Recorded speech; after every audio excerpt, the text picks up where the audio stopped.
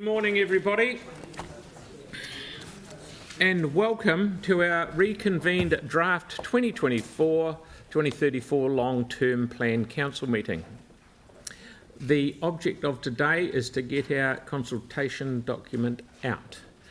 We have no apologies. Here we are. The purpose of today's reconvened meeting is to provisionally adopt the draft LTP, long-term plan, deal with any councillor amendments on the consultation document and provisionally adopt the consultation document, deal with any remaining recommendations, and on the 11th of March we will then receive the final audit report, and we will come back just to receive it, and then it's gone, it's on the way. So this is the day of the donkey work, so to speak.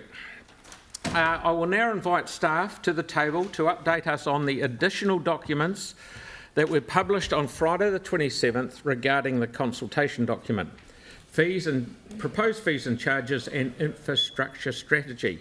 So we have Lynn and Peter and Ron and Russell's there. Good to see you. Fire away.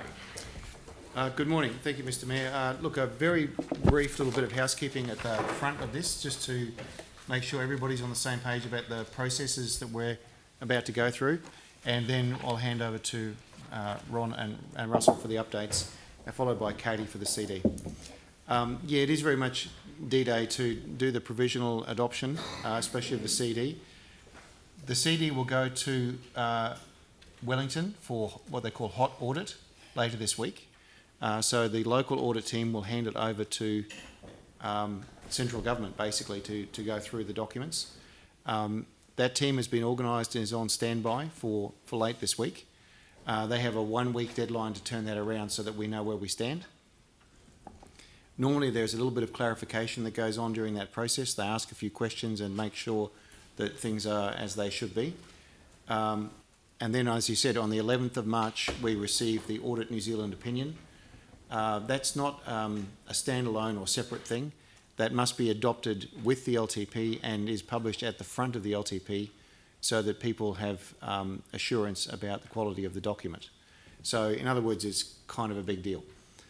Ron will be talking to you about especially about the balancing act of the CD. We're working to some sort of slightly countervailing forces here. The LTP and especially the CD, which has its own sections in the Local Government Act, it's highly prescribed. So I do want to set the scene that we're not talking about a document here that's free form and we can design it as we wish. It must do a certain set of things under the Act.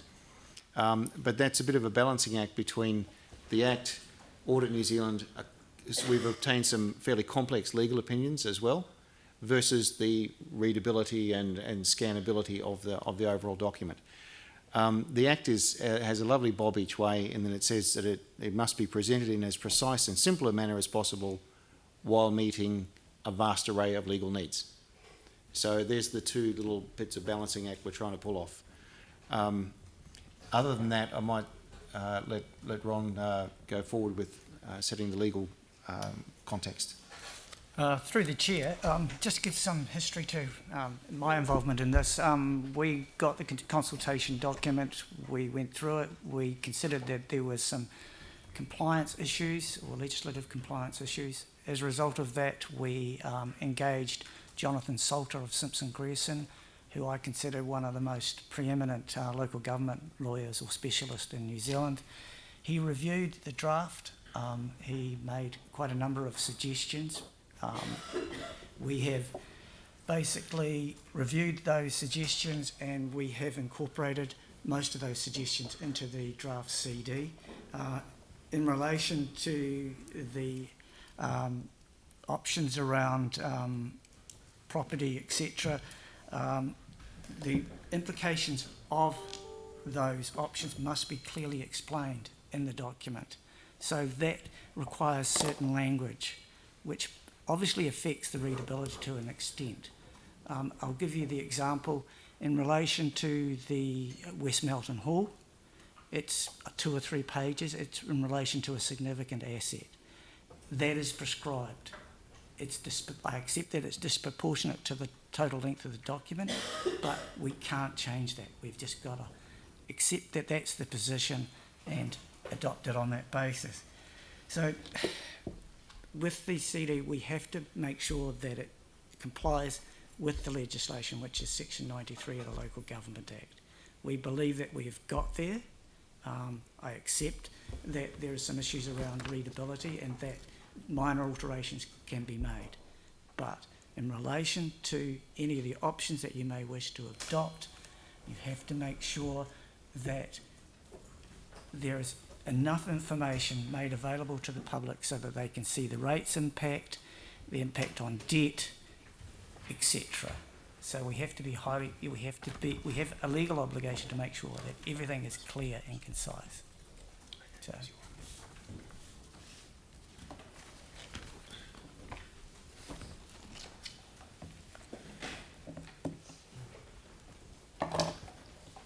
Morning, Mr Mayor, councillors. So just an update on some of the financial pieces that have you've already seen. A couple of them are highlighted in the memo that went out on Friday, and that was in relation to the parking fees at Botanic Gardens. So in the fees and charges schedule, it had been listed at $4. So that was the pre-GST number. It should have been $4.60, which includes GST. And also there was the hold fees in the library charges that has been removed. It was incorrectly kept in the schedule.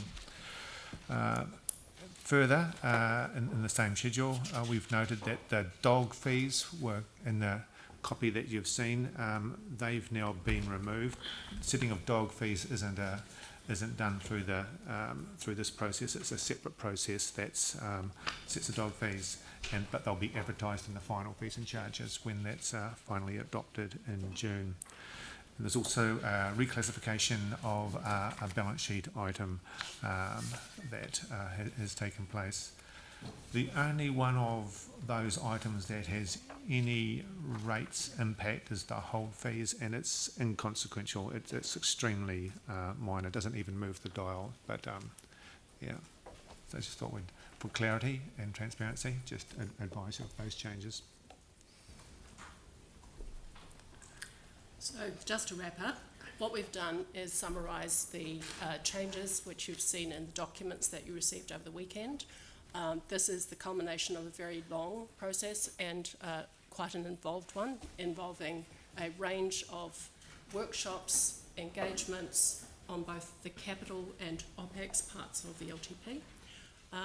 We are open to answer questions at the moment on the overall LTP, and later in the meeting we will come to the section specifically on the consultation document.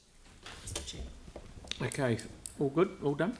Thank you, that's very clear. Have we got any questions on what we've just heard now? And then we will be going into debate and voting. So I'll start with Councillor Templeton and then Councillor Johansson. Thank you. It was good to get the documents through just the other day on the range of OPEX savings and things that we looked at. And when I was looking through that, and people had given generally positive feedback on including car parking charges at Hagley Park. Actually, Hagley Park, the Botanic Gardens, was wrapped in with some other car parks as well, for example, Ngā And I just wanted to check, while we've called out Hagley Park, is it that group of car parks that we're looking at, do you know, or is it just Botanic Gardens at this point? I'm going to ask Andrew to answer that question if you don't mind. So what's been included is Hagley Park and the Botanic Gardens. Okay. We did explore Ngā very early in the piece, Yeah. but the consequences on the local neighbourhood and the lack of options for people attending Ngā meant that we didn't believe it was a solution to move forward with. Okay, thanks.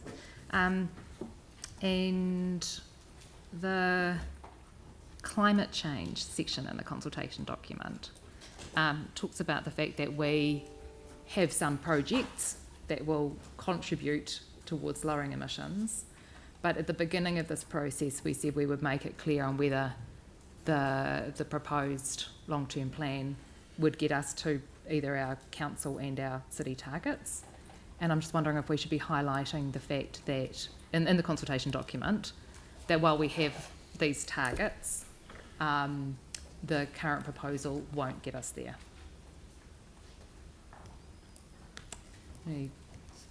Do we?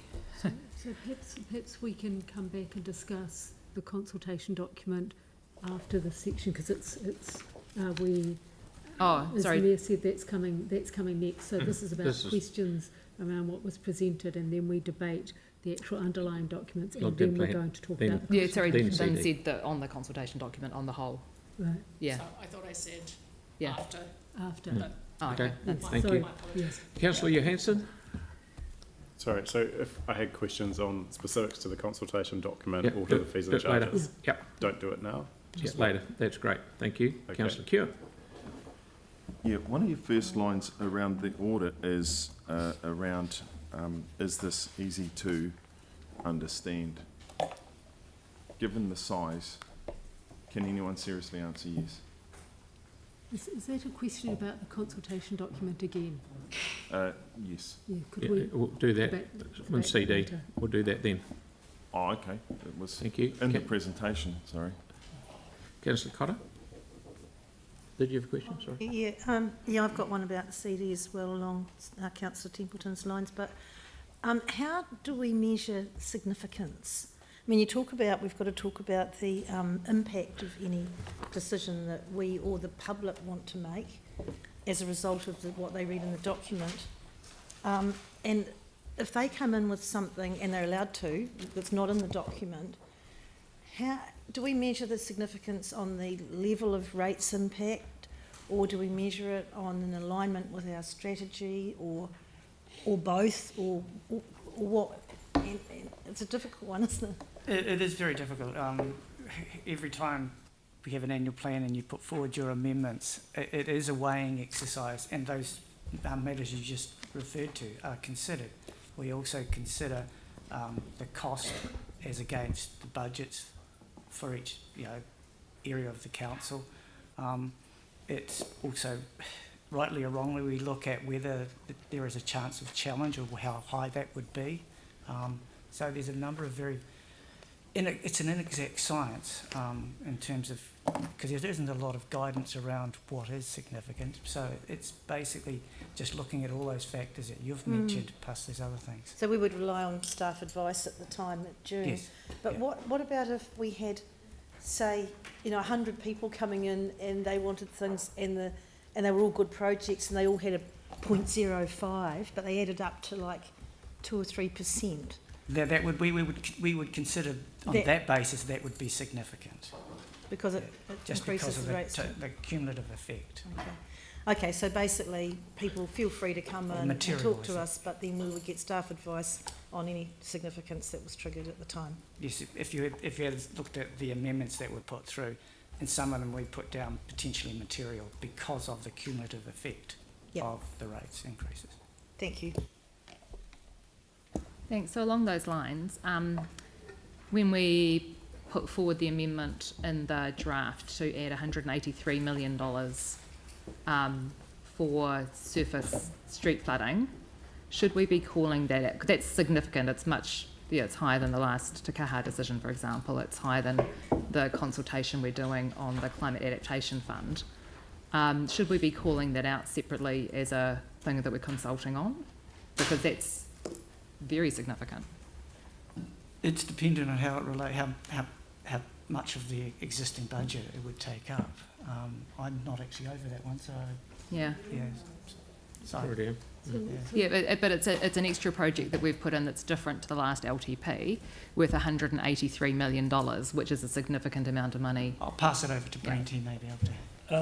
To put it in context, it's the equivalent of about 10% of the rest of the Three Waters program. So, and it is the type of work that we would be doing. It's just more targeted to that street flooding. It's still doing repairs, pump stations, flood relief, that type of thing. Okay. So it's not a new activity. It's just more targeted.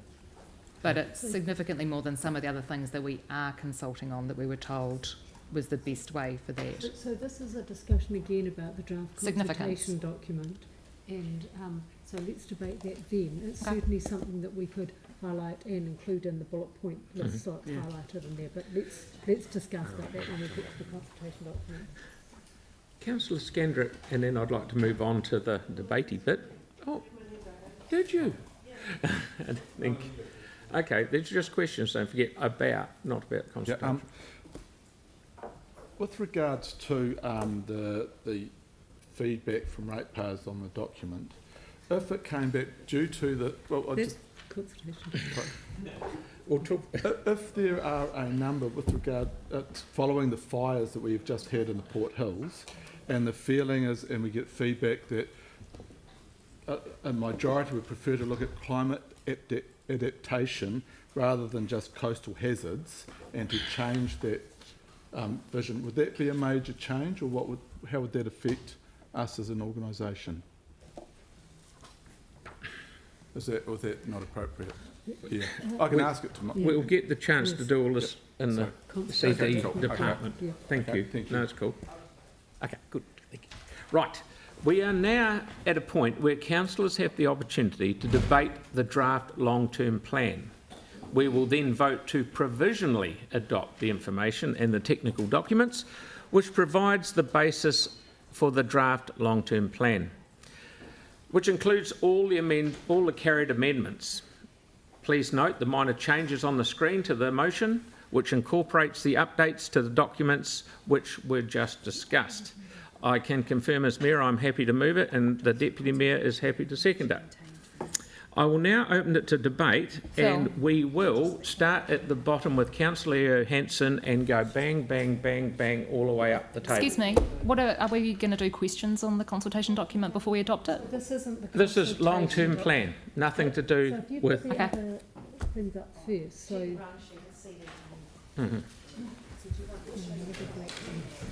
Can you just reference which agenda we're using in terms of the hub? Is there an actual agenda that has these resolutions in it? And if so, which page is it on? Hang on. So just to be absolutely clear, what you're debating and looking at now is the underlying documents that sit behind the LTP or form the LTP. It is not the consultation document about how we consult on those. It's the underlying documents. It's the infrastructure strategy, etc., financial strategy. And So if we have questions, if we have a question on the infrastructure strategy, when do we ask it? No. No. Well, Okay. there has been significant debate on this on previous occasions, but if you've got a question, ask a question. Okay, just, and sorry, can we just get also, like, just trying to understand with the agenda, because we've got things that were uploaded on the 9th of February, things that were uploaded on the 20th, things that were uploaded on the 20th, things that were uploaded on the 23rd, and we've heard that there's been changes. What is the actual document that we should be referring to for the resolutions that have been put today? Do you want to answer that, Lynn? So the original paper set out the overview of the LTP and all the underlying documents, including the infrastructure strategy and the finance strategy. The subsequent documents have updated some quite specific areas, and therefore it is to be taken in the round. So yes, I acknowledge there have been a number of additional documents, but the core of the LTP is as per the original document for the 14th of February.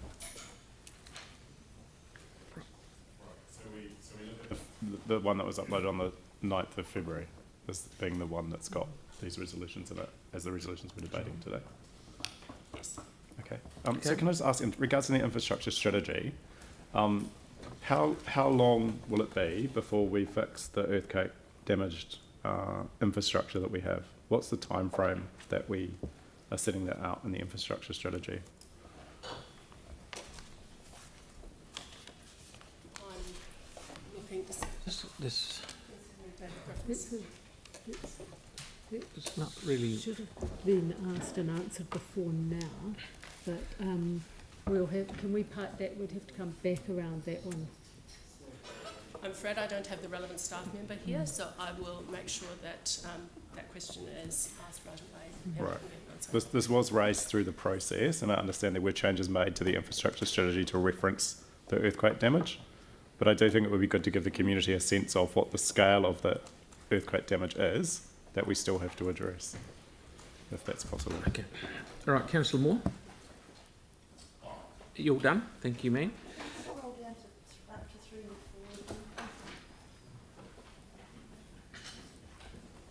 How far down do you want to go? There. Yep. Councillor Cotter. You're done. I just want to read it. You don't want to. Councillor Henstock. Thank you. I am slightly confused about which order this is going in. I had a question around some of the fees. Is now the time to raise that? Fees. I've just got a question around the variance in fees and those things that have increased and those that haven't. Is now the time to raise that, or is that in the next part? Yes, you could raise it. I noticed from the schedules that we were given and the latest information that there was a general comment in the consultation document about what had increased, but when you look at the schedules and the fees themselves, there's actually no reference there to what has gone up. So the average person that actually wants to dive into this and look at this, they don't know what's gone up. And I'm curious to know whether there is a way that people can see quickly from our suite of documents what has actually increased. Because actually that's what people want to see is, how's this going to affect me? Am I going to be paying more when I go to the pool? Am I going to be paying more when I go to the tip? Am I going to be paying more at the campground? How do they find out that in a snapshot instead of having to wade through a couple of hundred pages? Through you, Mr. Mayor, that's a great question, and thanks for it. I guess we could put another column in the fees and charges schedule saying what it was, where it's moved. But the fees and charges schedule is 98 pages. Like you said, there's a lot of information in there. We do a summary of changes. Again, that would probably be quite significant. As council directs, really, out of those two options. I'd be interested to hear what other councillors thought about that. But from my perspective, I think it's really helpful. The public need to see how this, because they want to know, how does this actually affect me in my pocket? If I'm paying for these things, what do I need to budget for? And I don't think that information is immediately available to the people who are going to be impacted by these decisions. This seems to be a question about making sure that when people are being consulted, they can comment on things. So I do wonder, since so many of these matters are about consultation and how we consult, whether we are better rather than going in. I have to check the team because this is their process about actually now looking at the consultation document and then coming back and adopting the whole lot. Is that all right with you, team? Okay, great. Look, I did have one further question, and that was in relation to the fees and charges, and I'm on page 54 of our papers, page 10 of attachment G, and there was a reference to note that the General Manager has discretion to modify fees in response to developing market and community conditions. So when I read this, I thought that our fees were fixed, but then there appears to be a discretion, and that surprised me, and have we done that before, and has that ever been triggered before partway through our budgets? Yeah, that was a surprise to me, and I wondered whether someone could comment on that. Which fees were these, Councillor Henstock? It is attachment G under item 3.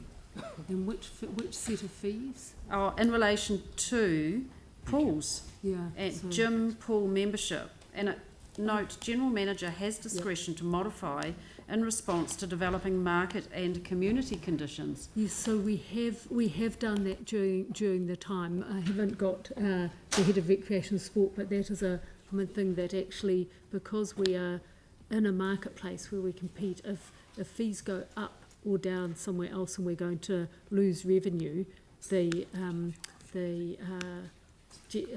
head can recommend those to GM to adjust to maximise revenue and use of those facilities. So that's one where they're not set fees that we are the monopoly provider. They are ones where we do have some sort of competition and flexibility, and we want to increase use at the same time as actually getting enough revenue. That is helpful, thank you. Thank you. So,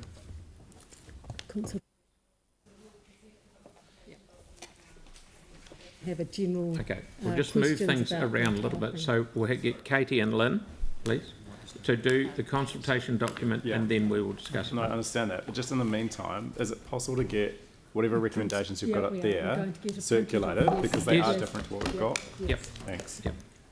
So, okay, we will now invite staff to the table to update us on the consultation document, of which I, once again, am happy to move it, and Councillor Cotter is happy to second it. Fire away, please. Kia ora koutou. So I'm just going to start with just a quick overview of what we do have proposed with our consultation. So we're going to be discussing the consultation document, as mentioned by Ron. We have some constraints here with legal and audit, but obviously we're very mindful about readability. There are some edits that we are still making to it. It is hard to make that Word document look how it will look as the final designed up document. We do our best to indicate the call-outs, you know, the section headings. However, there's a lot that we'll be able to do in the design phase that is going to make it easier to read.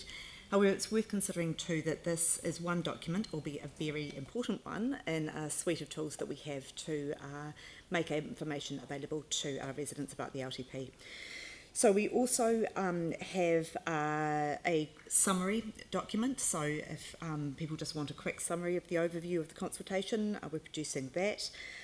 We have the consultation document for a more in-depth view, and if you want that really deep dive into the details, we have the actual LTP documentation available online, and we also have the Bubbles tool, where people can drill down into the capital and operational expenditure. Now this year that Bubbles tool is also going to have some sentiment feedback as part of it, so people can report back on how they feel about every line item within the capital and operational program. People can choose whether they prefer to view projects by group or by community board, and our governance teams are fully across the Bubbles tool.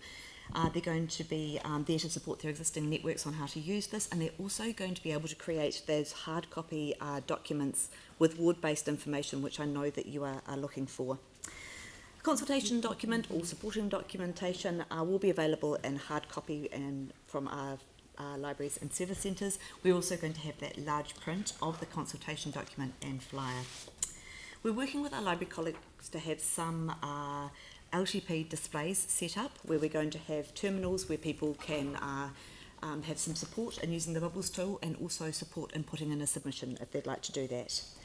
There's an advertising campaign planned to raise awareness about that. There will also be some social media collateral associated with that. And we're working very closely with the community boards, governance teams, to support them in whatever meetings that they would like to hold during the consultation period. As always, if there's a residents association or community group that would like us to attend, we are there with bells on. So that's a quick overview of what's planned. Shall we move on to questions about the consultation document? Right. First of all, I've got Councillor Moore, then Councillor Harrison-Hunt, and then Councillor Scandrett. Thank you. Option 1 on major events in the events ecosystem. I'm just wondering why it doesn't make mention of a sort of key part of this, which is the fact that Te Kaha opens in April 2026 and there would be no bid incentive funding available for the first year of the opening of a $683 million investment, which is sort of key context, I would think, for that item.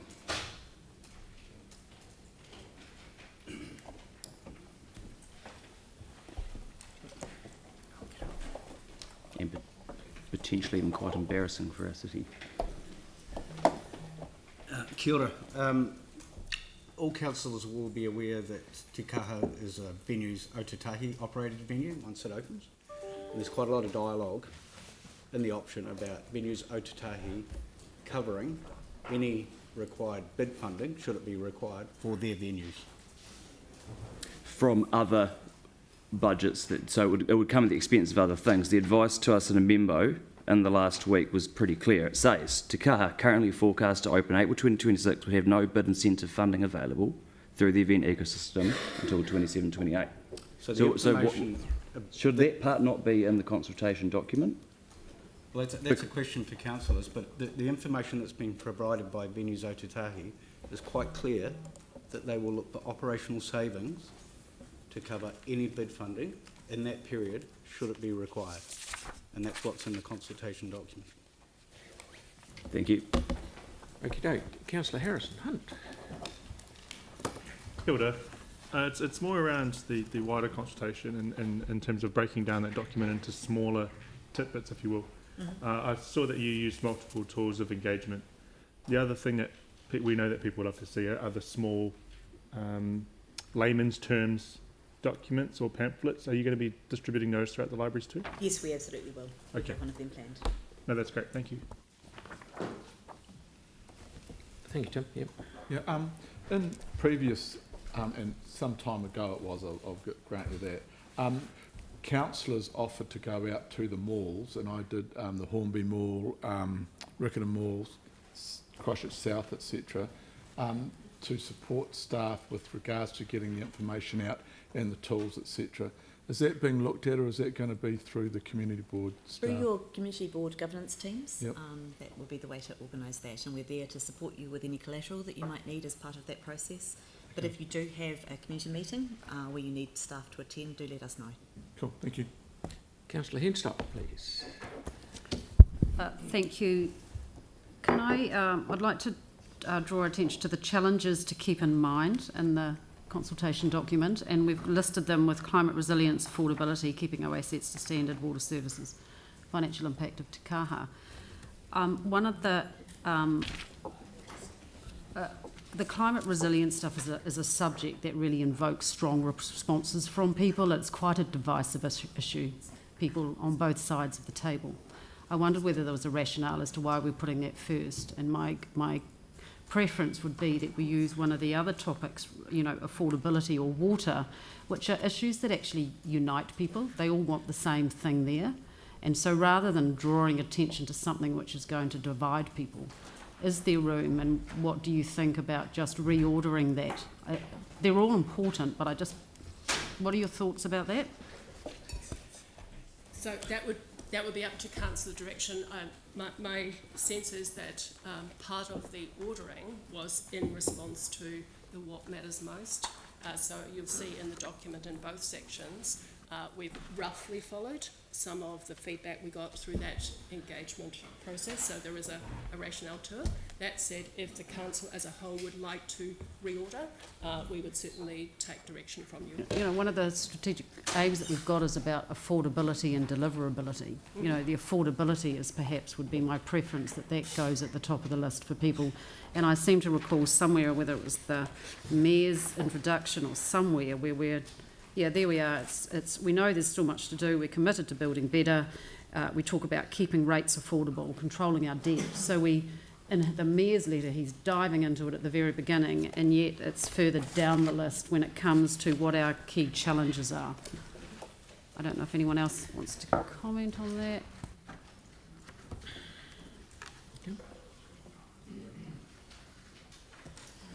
All good? Okay, so the second issue I just wanted to ask, you were talking about having long-term plan displays, and if we wanted them in our local libraries, what is the process for doing that, and have you got sufficient resources and staff to actually support the elected members throughout this 4-week consultation period? So that will be working out with your governance team as well. We are working with our library colleagues on this one. It could be that we have rotating library stands, and some libraries are better suited to have stands than others depending on the size. So we can make that information available to you separately. If you have a specific request, we can also accommodate that. So we can put our request to you that we want one in our local libraries, Yes, provided yep. there's a space suitable Yep. for it. Okay, thank you. The other one then, if I bring up the fees and charges now from before, in relation to, is it possible, please, to include something in there in that consultation document where the public can see at a snapshot what fees and charges have changed? So how does it affect them?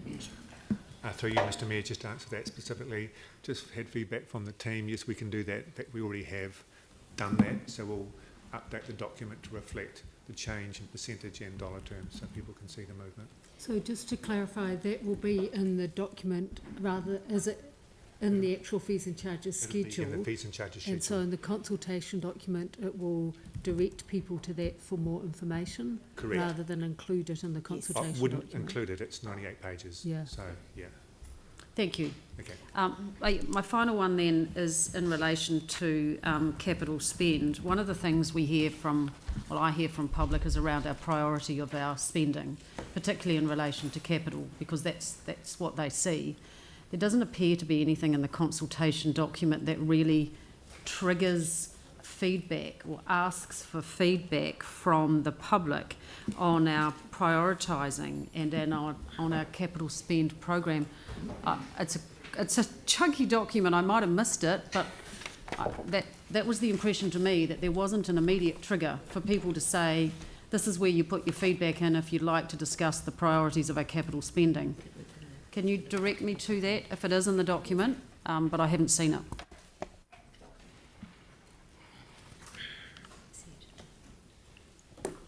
So I acknowledge the question. I think we would be in a position to add a question specifically to address that. And with the use of the bubble tool, I think members of the public will be able to see how the trade-offs have occurred and how they impact on their own areas. So that could be something that we could actually add into the interactive bubble tool as well. Look, I think that would be helpful, because for a lot of people, they've only got one or two things that they're really passionate about and they want to comment on. So when they look at our consultation document and our submission forms, they need to see immediately where it is that they go to make the comments and to get their point across. It has to be user-friendly. Thank you for that suggestion. Thank So we're proposing that potentially under those sections of our capital program, our OPEX, we could ask a question or a pop-out question that says, have we got it right? Yeah, that's what we're suggesting. Okay. Councillor. Thank you. Thank you. Coco.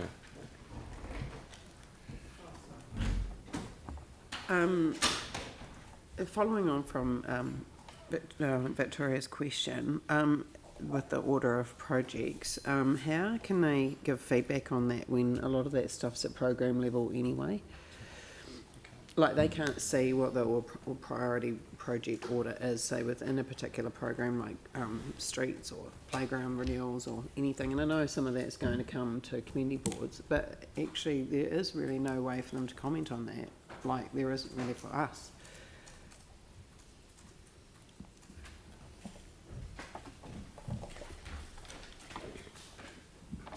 Good morning. I'll attempt to answer that. So, yeah, there is, as you know, a lot of detail in the schedules, but the whole LTP suite of documents also supported by the activity plans and the AMPs as well. So you do get another level of detail in there that provide the assessment and the rationale for investment in those programs, which gets defined in later years through the activity owners. So they usually have the first 3 years in quite a good level of definition, and then years beyond they're bulked up into a program level holding account until that detail flushes out down the track. So you do get another look at each annual plan, and you get another LTP in the next 3 years to flush all that out and keep it rolling. Yeah. It doesn't really answer the question, but that's okay. I don't think it's answerable, to be honest. The next one I've got is, can you explain how the consultation document keeps our options open, or the community's options open, so that when they make submissions about whatever they want to make a submission on, that it's actually something that we can make a decision on that we haven't been able to do in previous years? So can you explain where the document says that? I mean, I know where it is, but can you tell the public where that is? Yeah, we could add something to... You're saying that it doesn't do that now? Option 3, sorry. Yeah, option 3 covers that. So just to expand on that a little, what we've tried to do with option 3 is to give more of a broad brush opportunity for members of the community to come back with either suggestions or proposals. This was raised at one of the briefings, and I think Councillor Kewen in particular suggested that we offer this option. The reality is, though, in the absence of detailed assessment of implications and rating impacts, it is not possible to actually put forward an option that people will make submissions on, unless you've done that level of detail. I'm sorry, that wasn't very clear. I'll rephrase. If, for example, you were to receive a wide range of submissions suggesting that, you know, we close the entire library network, as an example, that would not be possible to actually undertake that action without reconsulting, because it is such a significant impact on the LTP. However, there may be members of the public who've got some good ideas or some specific suggestions they would like to put forward. So option 3 opens the opportunity, and you as councillors will be able to weigh up those submissions in light of the guidance and advice you've been provided with, and it would be possible to make some adjustments within the overall LTP before the final adoption in June. So that's the purpose of option 3, and it does allow a level of flexibility that perhaps we wouldn't have had we not put that option forward. So I've got a number of questions that follow from this. So Just to clarify, a follow-up question to that one is, my understanding is that normally we get submissions in of people that are asking us to add things to our LTP. Mm-hmm. This one is flagging to people, we're inviting them to also say, if you've also got ideas about making savings, put those forward to us. So the public are aware that we are looking for both additional things we can do and additional ways that we can make things more affordable. So it's flagging to people as they approach both ways. that's what we're looking for. Yeah. Which allows us to then do it and debate it. I've got more questions. So option 3C talks about have you got any ideas on investing more and preparing for the long-term future of our city, and give some suggestions. Is that an open question? I can't quite tell how open that really is, because some things that people might have a suggestion about. What does preparing for the long-term future of our city actually mean? Like, why that particular wording? I'm sorry, I'm struggling a tiny bit with where's it said? It's page 37 of the agenda, or 35 of the document. Yeah.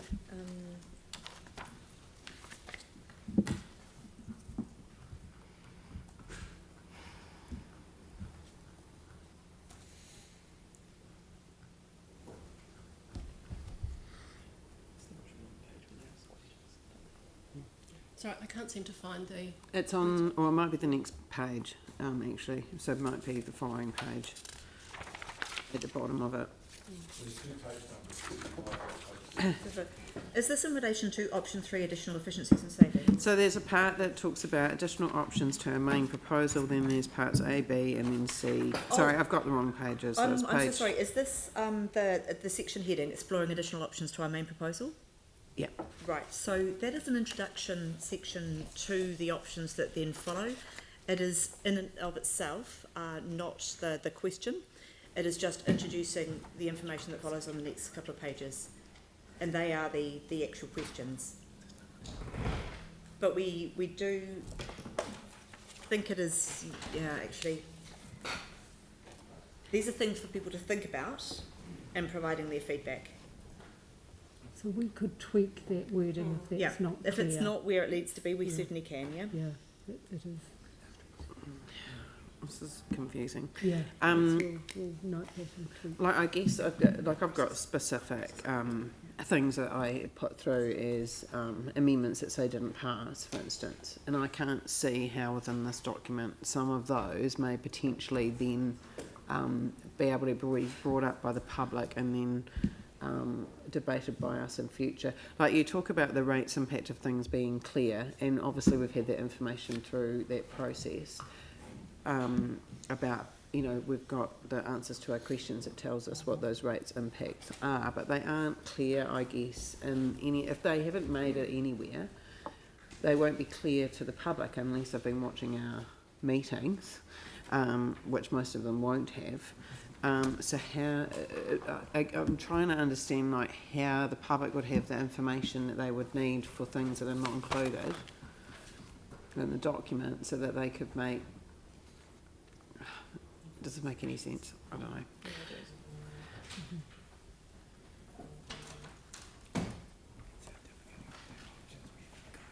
Like when you say rates impacts must be clear, does that mean that public submitting must know that if they put forward something that they would like, I don't know,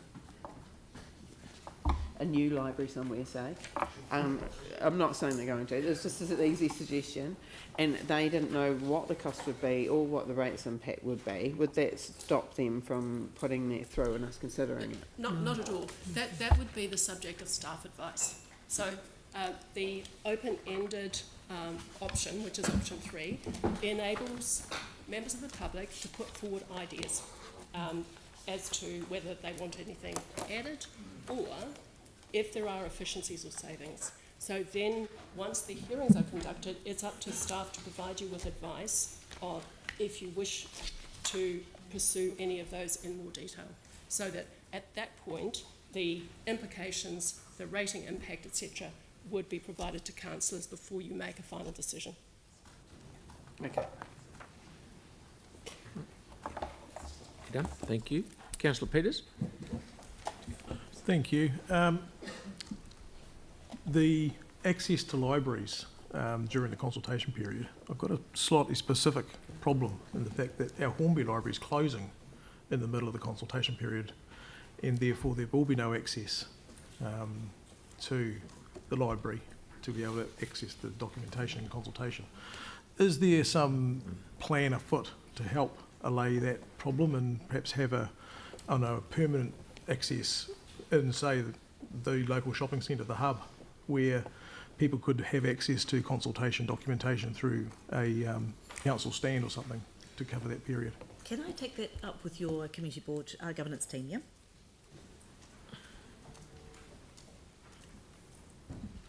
Yeah, right, Mark. Good. Thank you. Councillor Cotter. Yeah, thank you. It's the readability of the document that I'm concerned about, and I'm just wondering, we've got a bit of a hodgepodge in here. Some of the suggestions that are unbudgeted at the moment could be in their own heading, unbudgeted, and within that we could have these options will increase the rates by, and you have a column how much, if adopted, and with your feedback, these ones will actually decrease the rate level and remind people of what the level of starting point is, whatever it is at 12.4. And I think that would help people to really measure what they're looking at. On page 27 you've got, a balanced budget. In actual fact, what that talks about is our intention to adopt, continue with our sliding scale of rating for the renewals rather than borrowing. I don't think that should have a heading of balanced budget. I think it should have a heading of how we pay to renew our assets and describe the trajectory that we're on. And also at the end you just end up, this will if we adopt it, and it will create a 1.2% saving, or 1.8 in year 1, 1.2 in year 2, we will end up with an unbalanced budget. And I think that unbalanced budget needs to be really clearly explained, that it's not as bad as it sounds. I don't know if you've explained it somewhere further in the document. I know it's 180 pages, but it should, if it's got an explanation, it should be right there. So I think that needs a different heading and a much clearer way of outlining it. And I think we shouldn't be afraid to use tables, pictures and tables. And the other thing I was wondering if we should actually emphasise more at the beginning, the year 1 and year 2 hump, that if we can reduce our rates by any means in year 1 and 2, that's what we've been aiming to do. And also, when we talk about impact, we talk about rate impact and debt impact, but there's some things, like particularly the climate change areas, that we could say, what is the impact if we don't do this? And also we should be possibly mentioning throughout the document somewhere a bit more often where these things align to our strategic priorities and directions, because that's really how we hinge all our decisions, and I think the public should have visibility of that as well. And I think that is me. Thank you. Councillor Donovan. Thank you. Sorry, just small ones from me. Can you just, I heard you say something about ward-based information. Can you just expand on that? I didn't quite catch it. Sure, that's something that you're going to be able to get out of the Bubbles tools. You'll be able to download that information. Your governance teams will be able to provide it to you in hard copy. Okay, great. And in terms of the Bubbles tool, which is quite a cool option, will that be available in, say, Tauranga as on the touch screen, so people can sort of go into it? Had gone that far with it. I'll check what is possible. Yeah, great. Thank you. Councillor Kewen. Yeah, so I've got like three different kind of double questions. The first one is who can submit? Can anyone of any age obviously can, but can someone outside of Christchurch submit on this? Yes, they can. So you can get a lobby group that's completely unrelated to us telling us how to spend our money? There you go. Like Taxpayers Union or Crazy this is Hippies Unite, something anything you like. That in the analysis of the submissions received, you often do receive information that points to how many submissions were received by people within the city and outside of the city, and that obviously then becomes something for your decision making. Right, so we get that in the feedback that you've got 3,000 submissions but only 300 were from Christchurch or something? I believe that's something, Amy, I'm looking at you, that is something we're going to be able to provide you. Cool, and because we never saw that with what matters most, were all of those people from Christchurch? We saw quite significant ward-based information for you there on that, yes. And given that a lot of that feedback was from turning up in location, I believe in that in the findings from that, we were able to break down that feedback by how many people we heard from different wards and community boards. So I don't think there was a tremendous amount, but I'd have to double check that with you. It's just handy to know. Yep. And then, because you don't want to get lobbied by the Taxpayers Union telling us to be fiscally responsible or something ridiculous. And then the next one was, there was a story that ran on the radio this morning when I was driving in that said for this there was $180 million of savings put up by staff and councillors only took 40 million. Is that correct? Not a question. It was in the news, so it might be. So there were $140 million of both savings and additional revenue that was put forward to councillors. You had workshops in the week of the 20th, 21st of November. We received guidance from councillors, and where there was a 2/3 to significant number of councillors supporting those options, and they were both savings and additional revenue, those were built into the CE's recommendations, which were then presented to council before Christmas. So that's the basis on which those figures have been established. Yep. So it's 140 and... It was I'm going to look at, Russell, I think it was 180 million and then 40 million, but just bearing in mind that a number of those proposals were conceptual. So the question we posed to you at the time was, are you willing for us to progress and explore these further? So it wasn't a definitive, it was, these are ideas and options.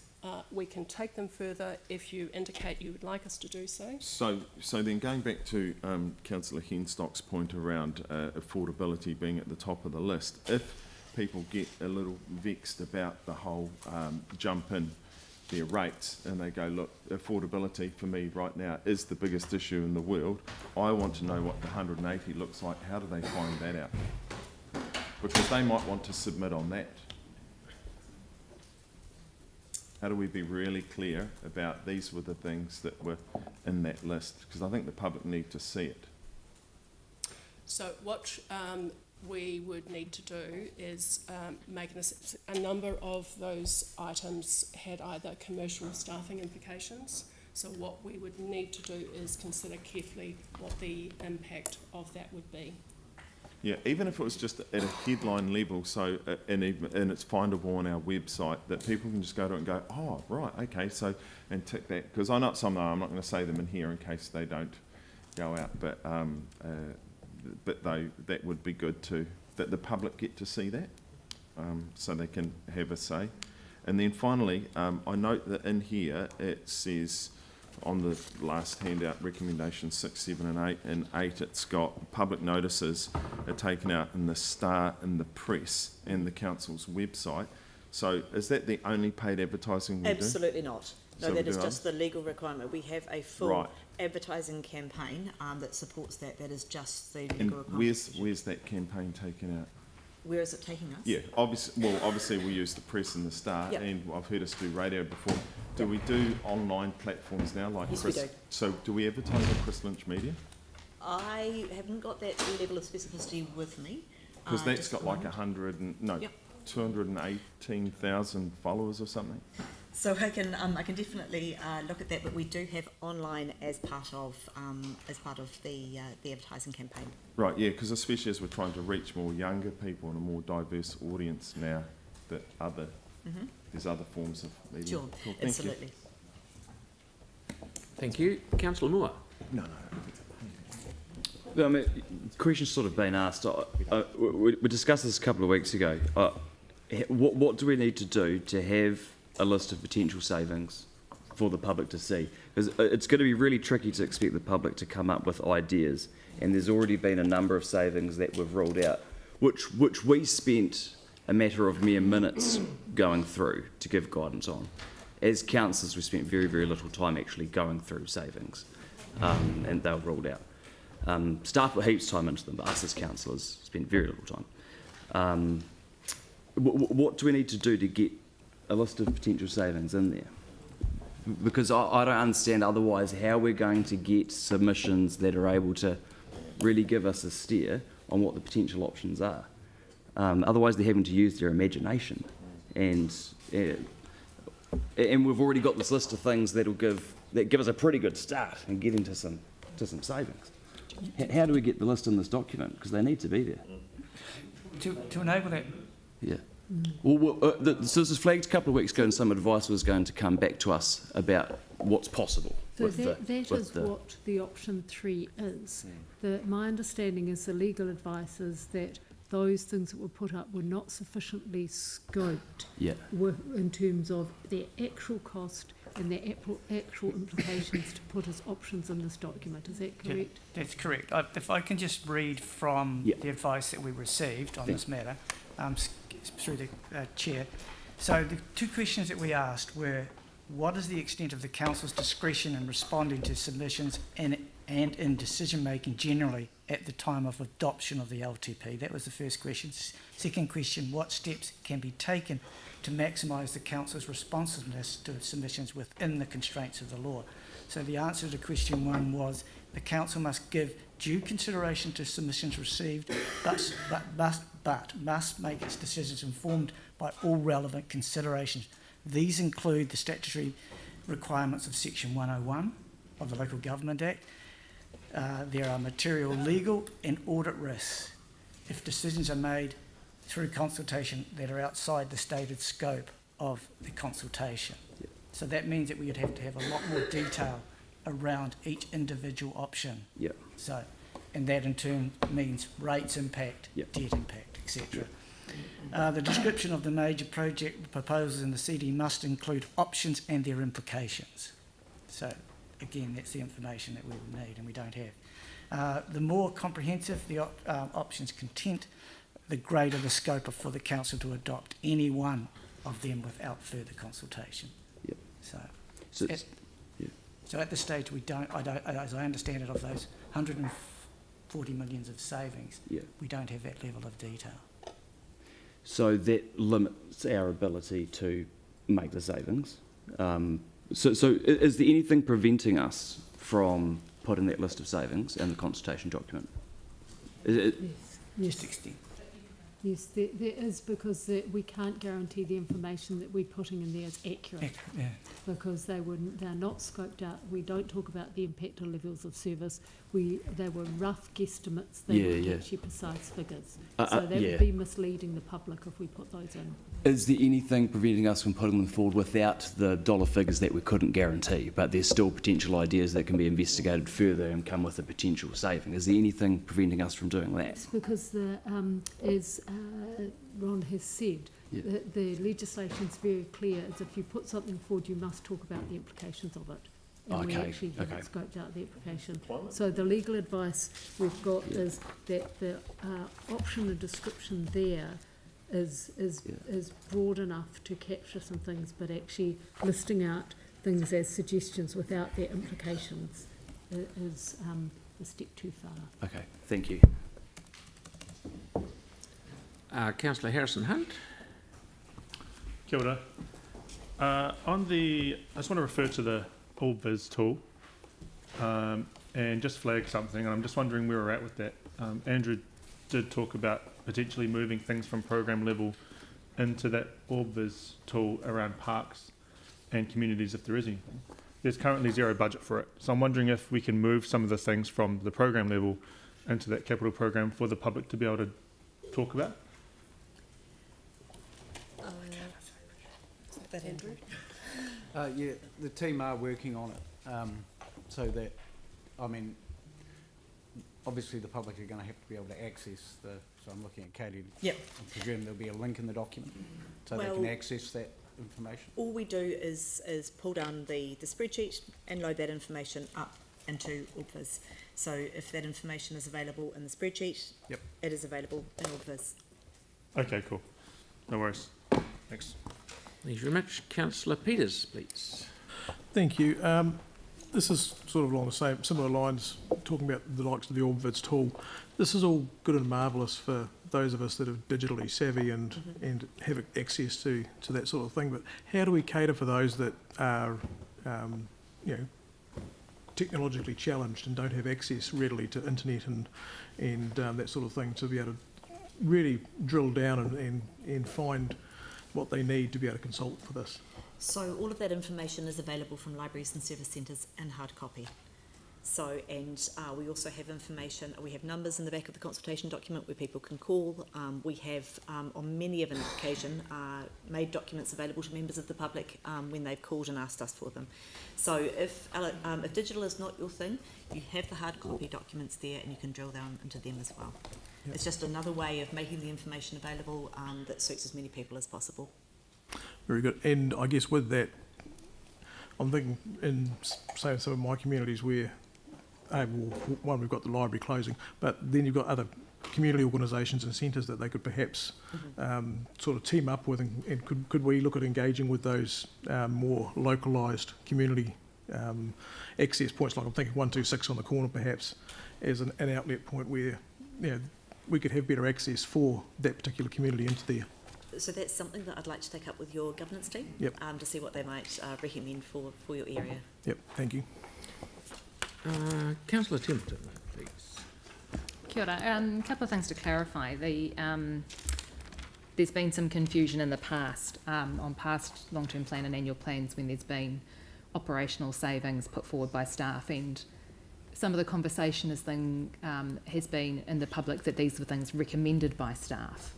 But can we just clarify that these aren't things in the OPEX list that were recommended by staff? They were options that we could explore further if we had an appetite to, but they weren't necessarily. So some of the commentary around them was that it would be unsafe, for example. Switching off the streetlights in the middle of the night was one of the options. So when we're looking at the $181 million worth of savings and additional revenue, there are clearly things within there that weren't ever going to be something that we looked at seriously as a saving. Is that right? So you are correct. What we put forward was a range of options which came through from the entire organisation, because the, if you like, the direction was, are there efficiencies and savings that could help council address the affordability issue?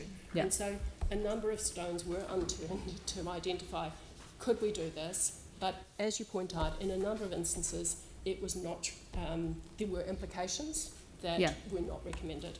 So the way in which that came together was with the CE's recommendations towards the end of last year, where we actually put forward those options which had received the support of the bulk of council and made it very specific, and there was a 30-page document which went into the pros and cons of the options that had been decided to be brought forward. And so while there were the sheets up on the walls with just the headline kind of option, councillors also had sort of big A3 printouts with the actual implications of some of those as well. Correct, yeah. So fully closing all, libraries, all of those things that would have been significant savings, clearly. But they weren't recommendations from staff. They were just. That's correct. So if you wanted to save money. Advice to you on what the implications would be at a high level. Yeah. Okay. And so when it comes to climate change, my question from earlier that was mistimed. And so we've as an organisation based on community feedback, we set targets of becoming net zero as an organisation by 2030 and halving the city's emissions by 2030. At the beginning of this process, we said that we would try and be as clear as we could of whether the proposal would get us to those targets or not. And I'm just thinking that we should be probably putting something in the consultation document that makes it clear that while we are doing some work, and it will help, that it won't actually meet those targets.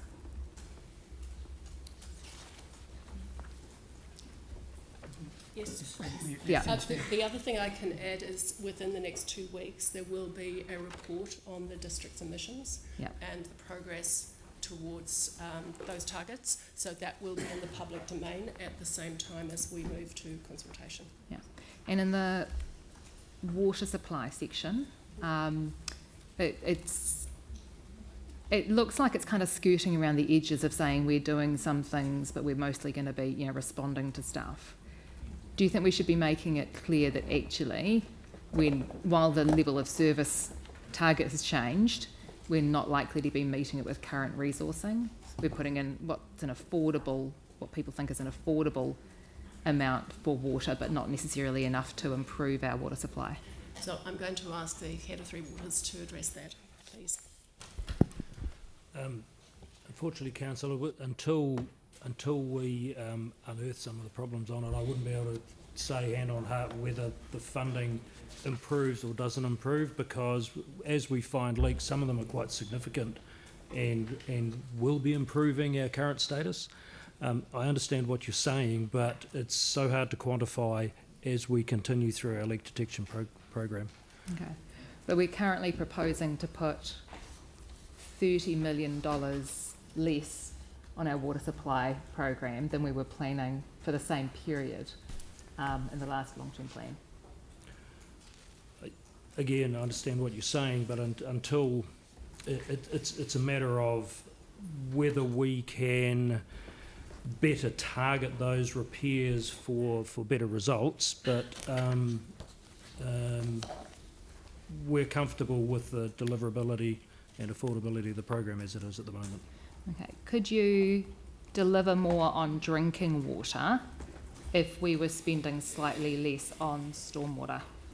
So it's usually lumped in together, that whole three waters deliverability, being that drinking water sort of keeps our sitting going. The thing that affects most in terms of the stormwater is around consenting, and the flip side of that is with our piped assets, it is relatively easy over a number of years to ramp up the program. Not a huge amount all at once, but I believe that we are already increasing back to previous year's levels in year 1 and 2. It is building again. We can, with the way that we're delivering the programs now and want to continue to in the future, we believe we can increase the pipe network, but it relies on getting that pre-investigation work done first. So it's a bit of a chicken and egg. So short answer, yes, we could deliver more, but we have to do the pre-investigation first. Okay. Yeah, Not helpful. You're not comforting, not comforting at all. So the balanced budget section, sort of back to the front there. Do we need to make it, while the balanced budget section, sort of coming back to Pauline's point, makes it clear that deferring rating for renewals means that we have to borrow an extra $83 million over the 10-year period. Do we need to make it clear that we wouldn't get any extra work done on renewals for that $83 million? So it's just a different way of, we're just spending more but getting the same amount of work, is that right? Through you, Mr. Mayor, yeah, that's exactly right, Councillor. So yeah, we can, I guess, move that wording to make that absolutely clear. We're not So I'll stopping put the an work, we're only amendment through. changing the funding of the work. Okay, thanks. Thank you very much. Right, Councillor Fields, that'll be you. I'm going to ask a stylistic question, if I may. Is that all right? Just on the document. Buckle in. So, just on the donut charts on pages 17, 18 and 19 of the attachments. Are we there? Yep. What are we trying to show there? Because we've got three charts saying slightly different things, and one's an amalgam of the other. Like, I mean, I'm going to just lay my cards on the table. Donut charts are just not very good, and they don't really tell us much, and we don't have the dollars.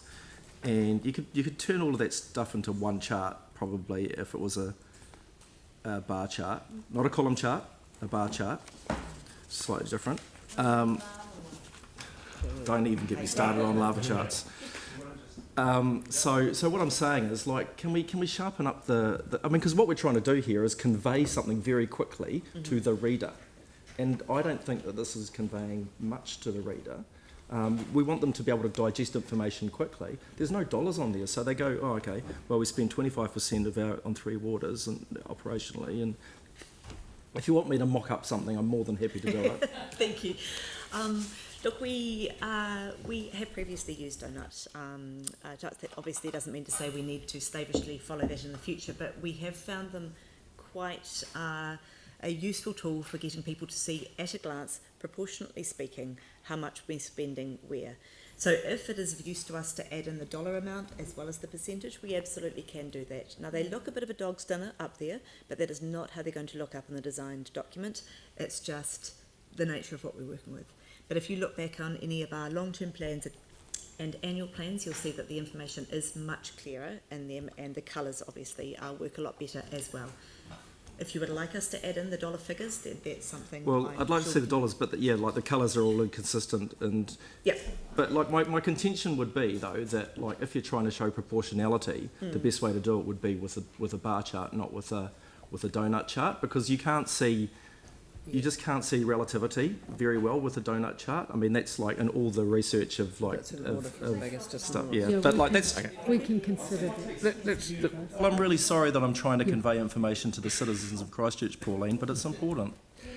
Okay, right, moving right along. Thank you. The day is young. Councillor Barber, please. Thank you for this. Obviously, this is the first time I've been through the LTP process. I used to think I was intelligent before I started this, but anyway, I just wonder if you could provide some kind of context. I mean, obviously, we're very constrained by legislative requirements to, put all the information out there. How does this compare to previous years, like the volume of information you're putting out in a consultation document? So, as a comparison with the last LTP, it was a 53-page Word document. Right. This is currently a 41. Now, I know that you consider this large, but it was larger last time. And as Ron will tell you, much of what we have to include there is legislatively required or required by audit. Mm-hmm. Yeah. So, I can give you a further example. In 2015, it was 91 pages. Okay. That was an extraordinary situation because that was the first LTP after the earthquakes. So we're improving, basically. Yeah, it's really what you're trying saying. to bring down the information. Obviously, this is a key way to engage with the population, how have the response rates tracked since the early days, say 2013 after the quakes, as you say? Do you have any context for that? I can't speak to that Saying specifically. it's flat, it's been pretty flat, is that Really right? consistent. Consistent. Like, yeah, could you give a sort of a number? In the Because thousands, you mean? Sorry? How many submissions we received? yeah, 1 to 2,000? 1 to 2,000. So 1 to 2,000 people engage out of a population of around 400,000 is less than 1%. I mean, is that acceptable? What's occurring in other cities? Do we know anything about the context and the feedback in other cities at all? Yeah. We're just invite Amy, who's a head of monitoring research. I'd like to think it's because 99% trust us to do the job. Yeah.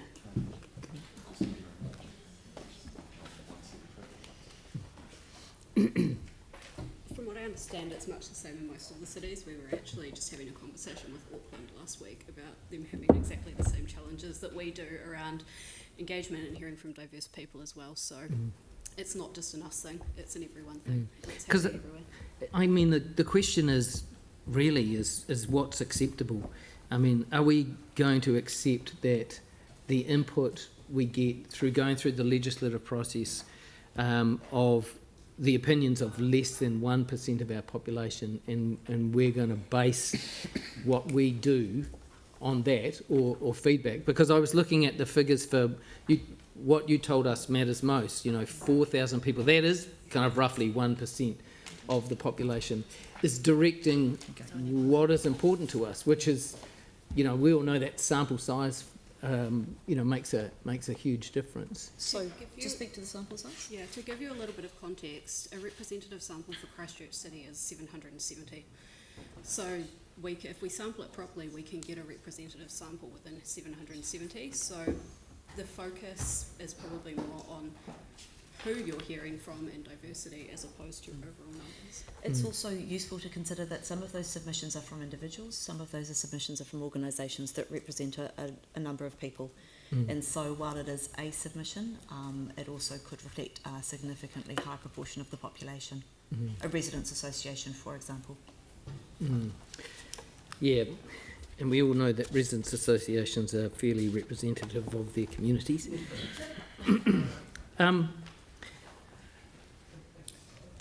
Yeah. So if I I guess- could, Sorry? so if I could just add something. It's only one of the things that we look at. Yeah. We're required under Section 101 of the Local Government Act to also manage, the council is required to manage its revenues, expenses, assets and liabilities, etc. In a prudent manner. So that's a consideration you've got to make on top of the amount of consultation that you may get. Make adequate and effective provision its LTP and annual plan to meet the expenditure identified by your long-term plan and to meet the funding needs that you consider as necessary. So there's a lot of other considerations on over and above what we get in terms of consultation that we have to consider. Yeah, look, I certainly get it. I mean, as an outsider coming in for the first time at a somewhat advanced age, I see the problems that you face, and it just seems incredible that we base a lot of our decisions on feedback from a very small number of people. Anyway, thank you for answering those questions. Yeah. Now, to put someone with a more advanced age, Councillor Scandrett, please. No, actually, I'm going to hold back to the debate because I'm finding this fascinating. Okay, goodie-o. Councillor Kewen? Yeah, so just a quick question, because it was raised before. Mary said about knowing the implications of something to legally be able to have it. With the Climate Change Fund, do we know the implications of that enough? Because it doesn't say what the money's spent on. And the other one that would be the financial, that does it not work out better to pay down debt than put money away when interest rates are high? Then you have more money longer term that way. That's what every banking advisor says, but we might be different. So in relation to, this is option 2, and it is a specific option that is being consulted on. The purpose of the fund, as it states, would be to address adaptation issues as they're identified by the engagement processes, and there is a specific rating impact. You are correct that this will be a trade-off that councillors will need to consider as part of the final adoption. Right, so that's on the second part of the question, but the first part is, aren't we meant to know what we're going to spend the money on and how much that is to get what we want? That's how we do a budget. But we do have program level funding for things without going into the specificity of detail. So it's tagged generally to adaptation, not down to the number of stock banks built or anything like that. It's just generally at the program level, and I believe there is strong precedent for that. So we could particularly go, when we're talking to our lawyers and also to audit, actually just ask them that they do think that that is clear enough around the implications. Yep. Yeah, just as long as it does matter, because normally you say, you know, you want to build a new super library in town, it's going to be $100 million. Let's start putting away money. You know what you're in for. Whereas, yeah, and I think I've heard Sam mention a couple of times, and he can speak to it or ask questions around it, of doing it a different way.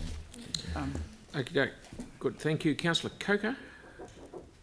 I've got one here for Brett. Holly. Just good timing there. I was wondering, with the water infrastructure renewals, how is the public able to make a submission in a knowledgeable way? Because we've got the information there, like the graphs of how much we're spending on renewals, but there is no, and it says also, as Sarah pointed out, that we are planning to do some renewals, but we are definitely going to be doing reactive pipe replacement, wait till they burst in some streets, and that's actually what we're planning on doing. But how do they know how much we would actually, and how do we know, because we don't either, how much we would actually have to put on budget if we were actually planning on being proactive? Because that information has not been given to us anywhere that I can tell, unless it was in the initial LTP briefing that we had right at the start of this process, because those numbers were different.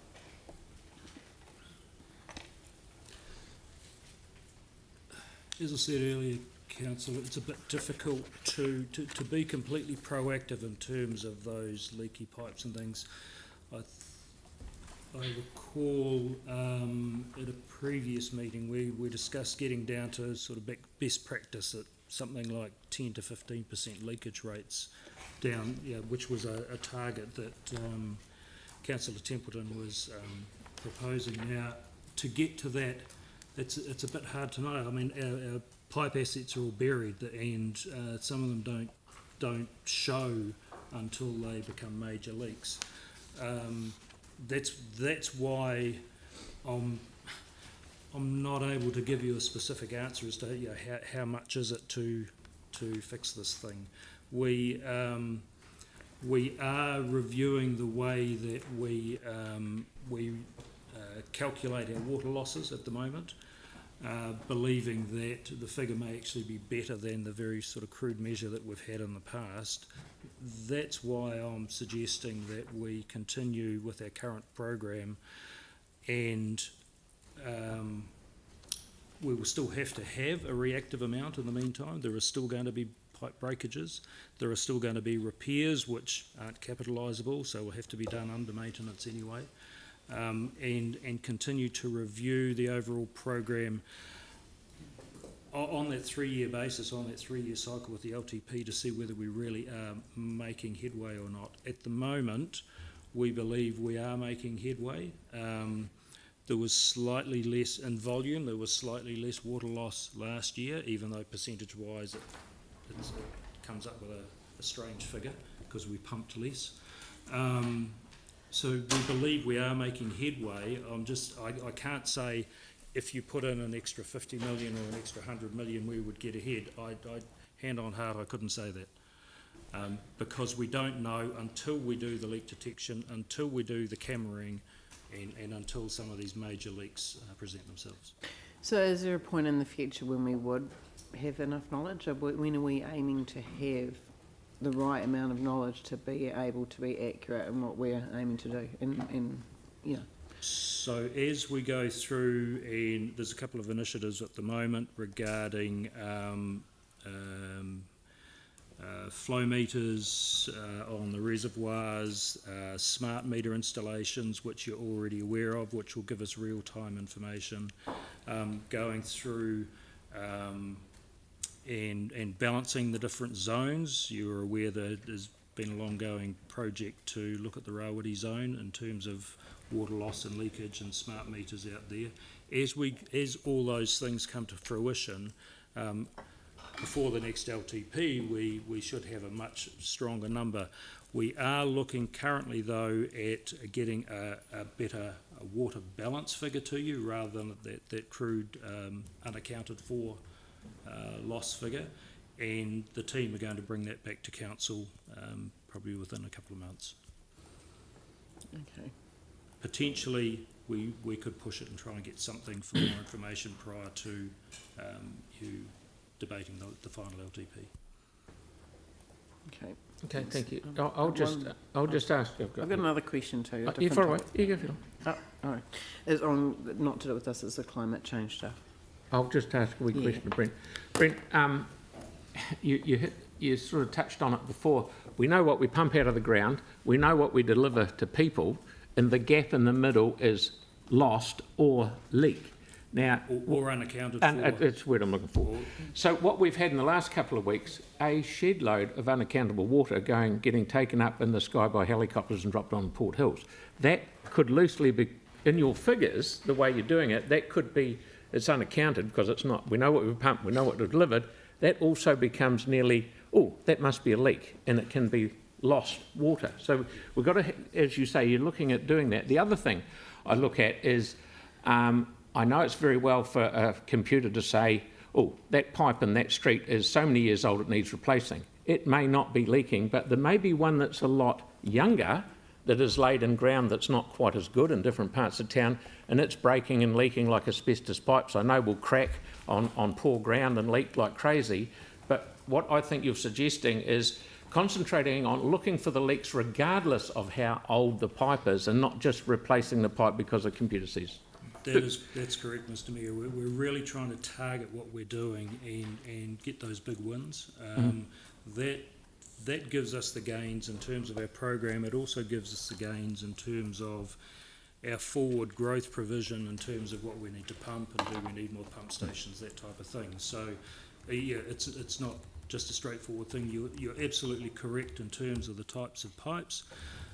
Surprisingly, some of the younger pipes of a particular make in the late 90s are failing quicker than some of the old asbestos concrete ones. So sometimes you just don't know, and we just have to keep systematically working towards that point where we can come back to council and say, hey, we've got a much better. Okay, thank you.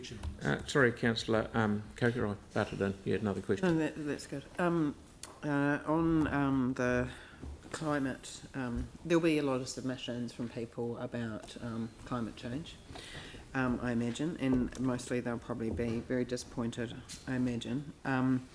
How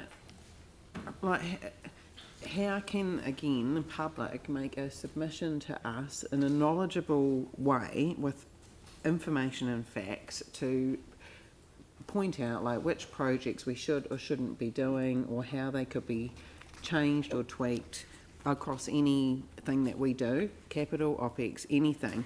How can we can't do it, and how can the public submit on that knowledgeably when we haven't really got any information on which projects cost the most carbon emissions, which operations cost the most carbon emissions, all of that information? And I know that we're working towards that, but when are we really going to have, again, that information, knowing that we've got 6 years to sort our stuff out? And yeah, well, I can only comment for Three Waters in terms of this, because there's climate impacts and we do happen to be one of the biggest contributors with the wastewater treatment plant. But I don't think you could accurately look at progress on climate change through a dollar lens, because everything we do should have climate change factored into the planning from now on. So, but we can't see it at the moment, and it mentions it in the document. It mentions in the document that we take it into account in some way in all of our projects and planning, but we are unable to see that. I'm not sure that I could comment on that in terms. I mean, I know some specifics but again, it's not visible to you. Some specifics in terms of, for example, renewing generators at pump stations and making sure they're energy efficient and clean burning and that type of thing. But yes, you are correct. You wouldn't be able to see that, but maybe someone else may be able to comment on reporting back. Potentially come back to council with advice about progress to being able to report against all of that. Okay. Rightio. You've got a few here. Oh, right, you go then. Just quickly a question on the page 14 when you mention inflation, and you mentioned that we use the bureau, but is it possible to put a figure in there, a number? Something like 4.7? Through you, Mr Mayor, there's multiple numbers used, councillor, for different categories for different years. So there's not a number. I mean, we could put a table in, if you like, of the weighted average that we use across the years. But some sort of guidance would be good. Okay. If you could. So, like I said, the best I can offer, I think, would be a table with the weighted average across the years. Like we use a number of different variables for different cost components for different years. They use the bureau rather than the CPI. Well, bureau gives multiple indices to use. Because I think that is something that a sector of the public would be very interested in, how we are budgeting for that. Yep, good as gold. We'll create a table. Yeah, because I know, the insurance inflation is contained within what we've budgeted for, isn't it? That's correct. Yeah. Like I say, it covers multiple cost elements. Yeah, thank you. Right. And just the other thing is, coming back to the climate change, on page 18, you say at a high level we're spending 380 million over 10 years on projects that have a direct impact on climate change mitigation, public transport, major cycleways, urban forests. Is it possible to have an indication on any of those numbers if they have been reduced in the LTP? Just to give the public an indication, was that the budget that we had in the last LTP, or have we reduced it?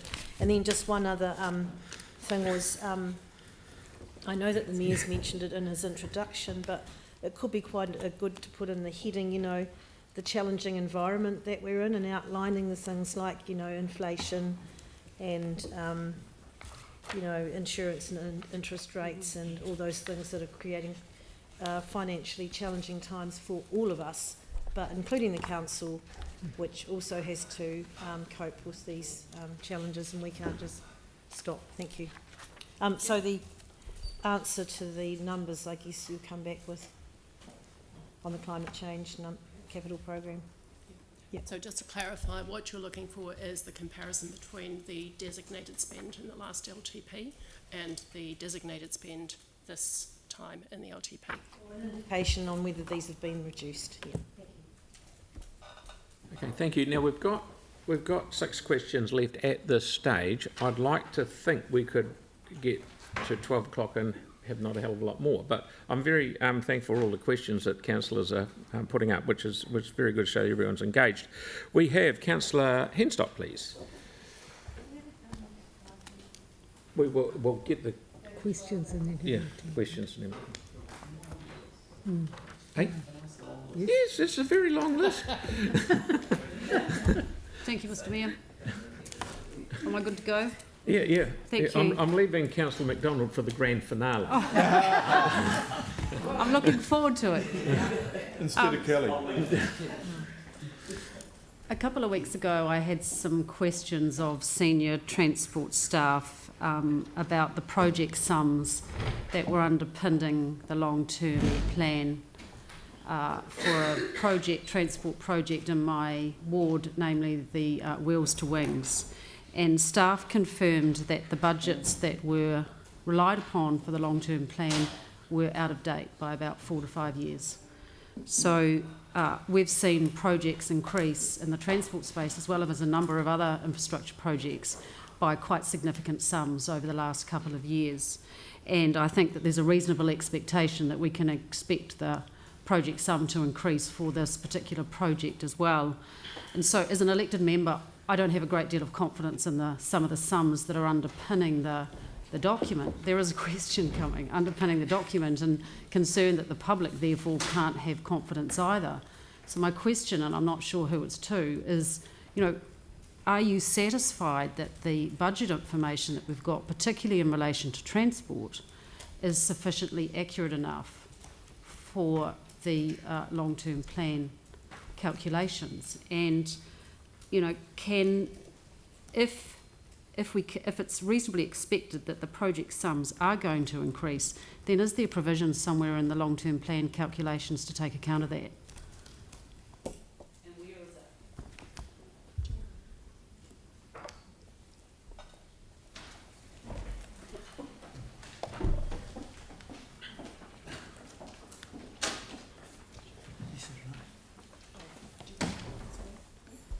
So the estimates that we use for the long-term plan are worked up with the activity owners, and I think it's probably in this context of that question it's worth remembering our change management process that we have, that we report monthly to the Finance and Performance Committee. So yeah, budgets do change through all sorts of reasons that I've talked about at this table before, and what we more often than not do is accommodate those changes within the total program by changes or substitutions across the program. That's the benefit of running a big program, that you can move things around to accommodate changing needs, and we do that typically 99% of the time with a net zero impact to the LTP overall.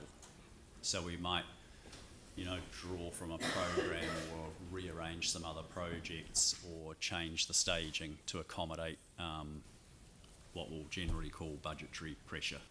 And that budgetary pressure can come about in all sorts of ways through, understanding the design better as it develops, through joining projects up, or by developing scope as the project life cycle evolves. So, given that we can expect the projects to be increasing, are you, satisfied that there's sufficient allowance made at that program level to accommodate what we can expect in those budget increases? And yeah, I think I can't talk to individual projects across 1,000 odd projects that are in any one year, but what we've shown in the last few years is we accommodate change within the total program with a net zero impact on the total borrowing for the year. And that's the benefit of having a program management approach to capital investment. Okay, thank you. Tyler, you were all good. Yeah, thank you, mate. Councillor Donovan. Hi, this is a question for Brent around the stop banks. So I'm just flagging that I raised something previously around the levels of service for stop banks, and I think that's supposed to be updated in terms of the wording. That's correct. There was a proposed change in levels of service around stop banks, and that was based on the funding levels in one of the earlier drafts as we were working our way through. I've asked for clarification on what happens to that proposed change now, and I've been advised that there will be no change, so that could be that proposed level of service change around stop banks could be removed from the document, and we will revert back to the existing wording. Thank you. So can we just make sure that's noted because it hasn't been removed yet? Thank you. Okay. You're good. Councillor Moore. Thank you. Auckland's going out with 3 budgets, and the general gist of it is one is pay more, get more. One is balance staying about the same. The other is pay less, get less. If an amendment is moved, is there any way of us going out with a question, not with 3 different budgets, but with the general concept of the question in that option 3? Are you prepared to pay more to get more? Should it say balanced? Are you prepared to pay less but know that you get less? So, is there something we can do? I'm just concerned that the question is potentially a bit vague and doesn't get us the answers and steer we're looking for from the public with something more simplified. Now, I wouldn't want to suggest we copy Auckland, but to be honest, I'm absolutely suggesting we copy the general concept from Auckland. So, is there any way we can have some question along those lines? Could I draw your attention, and I'm sorry, I wasn't particularly clear when asked this question. On page 32, under section heading Exploring Additional Options to our main proposal, we have that spelt out there. Continue with what's proposed, invest more in preparing for the long-term future of our city, and seek additional efficiencies and savings. Effectively, we are asking at that point, and while it is not carried through very well into the questions, but please note that's still in draft, that kind of breakdown is what we're asking there. Do you want to continue with what's proposed? Would you like to pay more? Would you like to seek additional efficiencies and savings? And at that point, we would be asking people that within the submission form, and then separate to that, we have option 1, 2, and 3. And I'm sorry, I wasn't clear when I first asked that question. That is not well reflected, as I said, in the last page with the submission, with the questions. That is something that is still in draft, and we're expecting to update after this meeting. Thank you. You good, Andre? All good? Yeah. That will give an indication. People will be able to say... Is the wording simplified enough, I guess is what I'm saying. The concept is pay less but get less. It is a balance throughout this entire document. Understood. Where, we don't want to be too colloquial. We do have some sort of legal and audit requirements. I can look again at the wording to see if we can really drill down on that. My concern is seek additional efficiencies and savings. I mean, we're always told to be doing that. Yeah. But it's often expected to find the savings, but absolutely no less services. Yes. So we can how really do we highlight the fact that this may mean changes, but we can't be more definitive than that to the point that we can't commit to things that we haven't fully costed. Yeah. I guess I'm concerned that how do we communicate that you can pay less and also get less? Yeah, we can because look, we can that's ultimately what levels of service are all about. Clearer wording. Yeah. We can work on that. Thank you. Okay, good. I'm down to 3. Councillor Johansson. Thank you. I'm just wondering whether community will have visibility in the consultation document of changes to levels of service and activity management plans.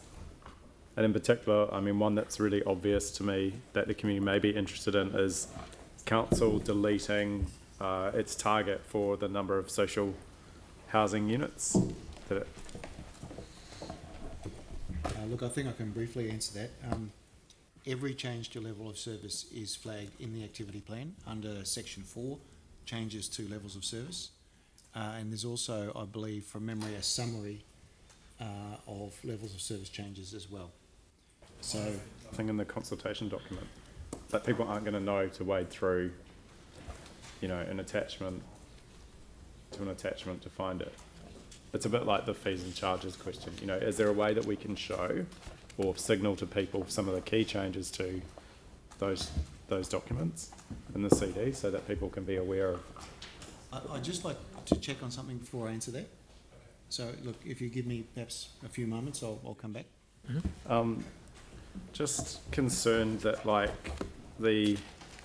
in the consultation document, when we look at the capital, there's no rationale for some of the things that have got significant budget increases. So we talk about being prudent, but then we also are adding quite significant budgets to. I mean, if you take Naval Point, I think it's getting another $6 or $7 million added to it, which is quite significant. is there any way that people can see where we're increasing the costs or the capital to projects and what the justification is?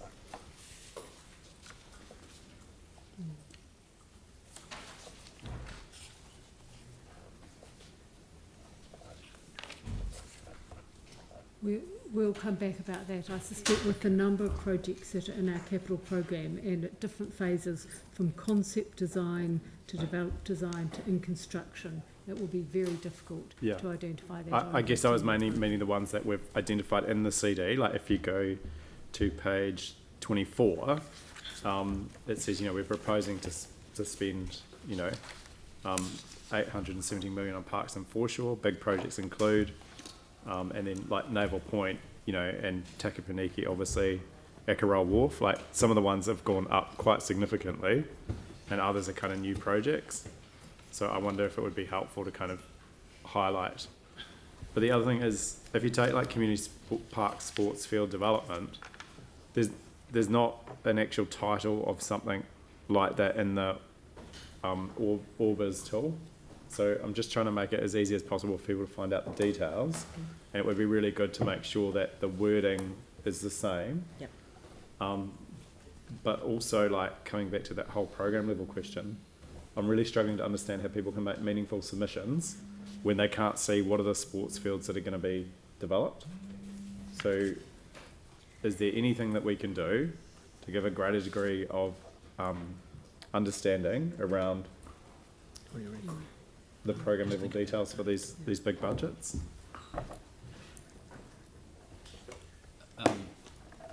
I'll go first through you, Mr. Chair. I was just going to say, in terms of the changes, it is really, the Orbis tool, the Bubble interactive tool, is a really good tool for showing that change. That's shown at multiple levels, so it's shown across the activity, the programs, the projects, any individual project. So on the left-hand side of that interactive tool, it shows you the current LTP budget amended by a couple of annual plans and our draft LTP for this period. So that for every project, for every program, for every activity, is a side-by-side analysis of change from current to proposed. But it doesn't tell you why?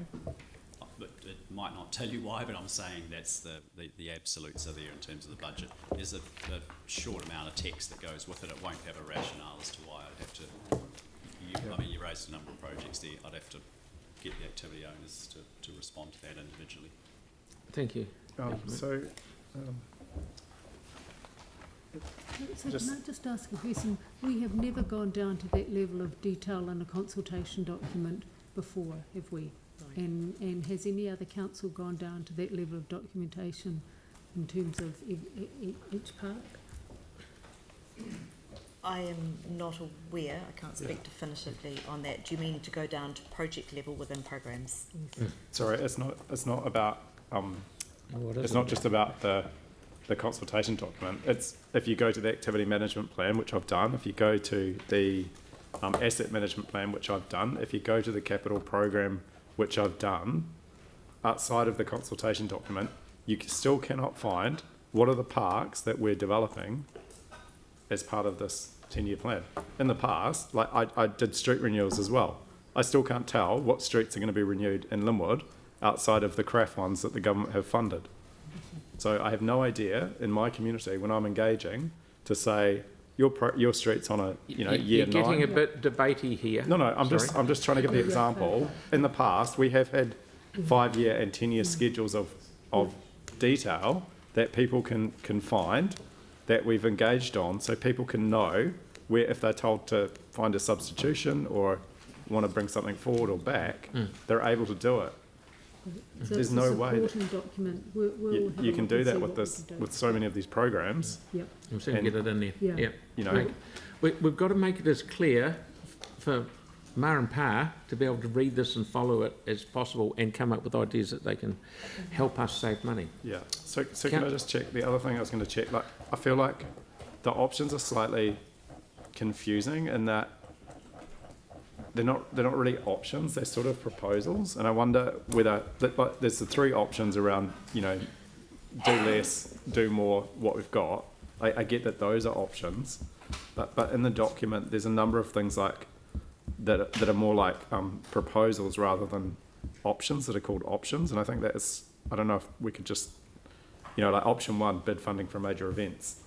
It's not an option, it's a proposal. So, sure. Is Yeah, it that's possible? something that can be Yeah, we easily can resolved. definitely clarify which ones are proposals and which Yep. ones are. And 2 other questions. One is, I don't know what happened to that water quality money that we put in, but it's not flagged in the CD. You're getting a bit low now, getting a bit deep. No, we added 25 million. We had a Councillor's correct, and we can address that. Okay. Yeah. And then finally, obviously we've all seen the paper today, hopefully, and read the story. But I'm struggling that there's no reference to the transport choices in the transport section. There's no reference to the CRAF funding being cut or changed. So how do we? So we've got the SURF, the transport choices. We've got money that we're putting on, but there's no. The community would have no idea in terms of what's in our document around what we're doing and why. Is there any way that we can have something in the transport section that outlines what's happening in that space? I mean, obviously we've got a report tomorrow which gives about a third of the information on one specific program. But for example, if I was reading the CD, I'd have no idea that the CRAF projects are being cut in Linwood. I can read the capital program and it tells me. So through the chair, councillor, none of the CRAF projects have been cut. They are all still on budget. The CRAF projects, none of them have been cut. All of the SURF projects are being reported tomorrow at the Finance and Performance meeting. The funding for that has been cut. They were all due to be delivered by the end of this financial year, hence none of them feature in next financial year, which is the year we're talking about in this long-term plan. Yeah, and maybe it's just how the capital projects put together, but there is a $1.7 million cut for the Linwood CRAF budget line, and maybe it's being allocated to something else. But again, like when you read the capital program and you look on the tool, that it's unclear why it's been cut. Through the chair, I'll take that detail up with the PMO and get to the bottom of that, because my understanding is nothing's been cut from the CREF program. Thank you. Okay, we need to move along. We've got 2 left. Councillor Henstock, please. Thank you, very brief. It's a supplementary to what Councillor Moore was raising in terms of the pay less, get less, pay more, get more, and I'm feeling his frustration and pain with that. I raised this specifically in one of our workshops, and I don't think you were sitting in that seat at the time, Mary, but can I clarify then, what is your takeaway as a result of his questions today and what you're going to look at? So there's and I think it's not only Councillor Moore's questions, it's everybody's questions, and the feedback we've got is that we are actually going to rework the consultation document, if you agree, to make it clearer and more precise and easier for people to understand. Yes, please. Excellent, thank you. Thank you. All right, Councillor, and last but not least, Councillor McDonald. Thank you. Mary's probably just saved half an hour of my questions, so that's good. So the first one was around the options. So thanks for the work on this. The first one's around the options, and I kind of agree with Yanni, they're actually not options. I mean, the events funding one, for example, it doesn't refer to the fact that we already have funding that we provide to Christchurch NZ. So I just and you know, VO do their stuff. I just think they need to be a bit more balanced in terms of what's currently happening and what the option is if that plays out. So, you know, I think they're quite crucial when we want people to talk on them. And just the other one, and it's more for my clarity, I guess, why people are watching, just around the climate fund. And it was just a comment I think, Katie, you made around we can do it because there's already program level funding. No, my mistake. What I meant to say, and maybe I got that incorrect, the program level, we have examples of program level funding where we don't go into the specificity, though obviously that is causing some problems here. Right. So can this just clarify, personally I think it should clarify what we're currently doing in this space already in terms of what we spend. I think it's back to Pauline's point around climate change. And then, but secondly, I think it needs to identify, because I'm still unclear on it, well, firstly, around the specific objectives and governance arrangements, that I can't see how we can't provide something to the public around how that would operate. And then secondly, if this money is additional capital spend over the life of the budget, or if it's just sitting in a pot building up, because again, there isn't options here. So I just think if we're trying to, I mean, if I read the document 3 times on Saturday, the whole one, and I struggled to interpret it. And don't get me wrong, I'm not a rocket scientist, but I'm not entirely thick, although most people would probably suggest that I am. But the, you know, if I can't understand it, how on earth is someone out there going to understand this? And that's a theme that goes right through. So then I've just got a couple of others, and I've just Yep. So, so the first one is page 5. So, and it's really a materiality question, which to me goes, you know, if I'm trying to interpret something, and Mary, maybe something you can take away with it, is do we need to be very precise in $6.1 million in that? Can it just be $6 million? So that actually if someone's reading it, they get the theme. There's got to be a materiality that sits in behind all of this, I would have thought, and I'm not sure it does. The next one is page 6. So we say keeping our assets up to speed, and it says we're doing what we've done for some time. But, I mean, actually the council unanimously agreed to a deliverable budget, a capital program, and we should be referencing that council have made a conscious decision to do that. So I was quite, thought that would be in there. And just the other one, and again, it's just something to reflect on page 7, is around Te Kaha. It's got, in terms of significant impact on rates, are we still comfortable that at 2.17% we consider that significant when inflation, insurance and interest rates are about 9 combined? So again, just another one to take away. Sorry, and I will stop in a minute, but the pages 9 to 12 is just very wordy and very difficult to understand. Page 13.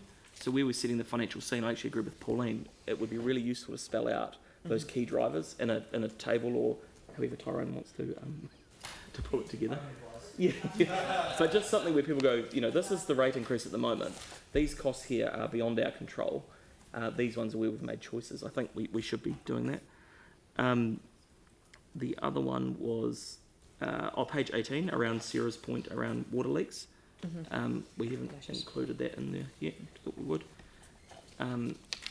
The other one was the other one was page 21. The Southwest Library. No, South Library. There's a paragraph in there, but it doesn't reference the fact that government have contributed. We have added, yes. You've added that. Okay. It just wasn't in there. Agree with Pauline around the balanced budget and the fact that it doesn't make sense the way it's written at the moment. And then the other ones were a couple of other things was around Pauline's point around the climate change spending, comparing it to the last LTP.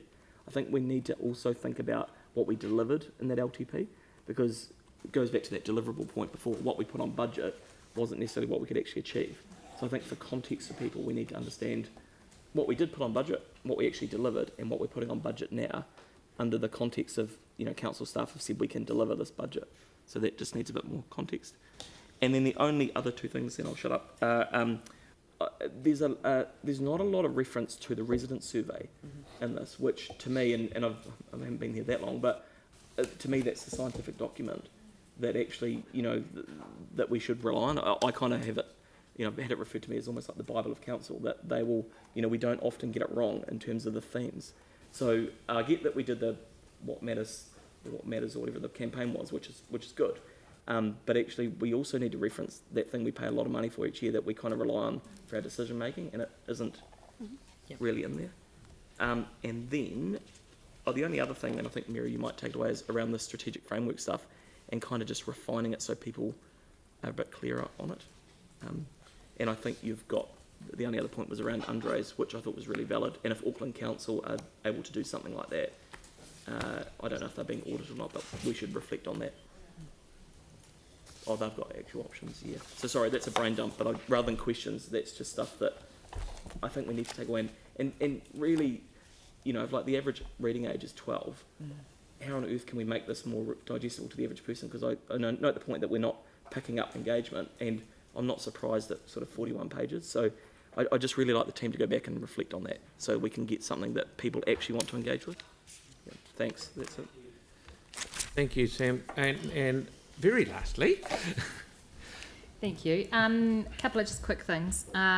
Just one comment on the water leaks, the levels of service that Sam just mentioned. I'd sent that through earlier, and that's already a change that's been made, or do we need to move an amendment for it? No, it's No, we don't need an Don't amendment. need- This process is actually getting feedback. Yeah. We will be taking that on board and working up a revision Yeah. so that there'll be an opportunity to ensure that they are captured. I'm just thinking of the number of comments and bits of feedback and potential changes that are going to be made to this consultation document today. Just letting you know, I'm really wary about saying that we're signing it off when there's going to be so many changes, and wondering whether that should be on the 11th of March when we have the next meeting. Just a So thought. we do need, just to clarify, we do need to have it at audit for the hot debrief on the 1st of March. Yeah. But with the ability to then make changes based on your feedback today, and also what audit, the advice that audit goes. Okay. So that we do need to progress with the hot debrief, otherwise we're not going to meet the target. So the last one was just on the adaptation plans, and I think Sam's right, it could be made clearer. So it says in alignment with our adaptation plans. The adaptation plans are actually specific documents that have been generated by the community, rather than just generally what we're planning for adaptation. And I think that's not clear in the document. So with the adaptation plans adopted by council, so that refers to something that's coming back to council. And I think that would finish that paragraph off nicely. And the other one, where it says more specific objectives and governance arrangements would be established in order to ensure the fund is appropriately targeted. You could mention that this would be reported to council for decision, because that way the public also get a chance to have their feedback on that. And I know that's the intent, because we would need to establish the fund in some way, like the Capital Endowment Fund was established. There's rules around it, that kind of thing. So if we're clearer about that, that would be great. Thanks. Thank you. Righty ho. We will now stop and come back at 1 o'clock for debate and vote. So we'll adjourn. Just, Mr. Mayor, is it possible just to have one debate? that's on what both? we're going to talk about in about 2 seconds. We off? Okay, yeah, we're journey to and come back at 1 o'clock, but Mary just wants to have a real quick yarn. The media will still be there, and that's all.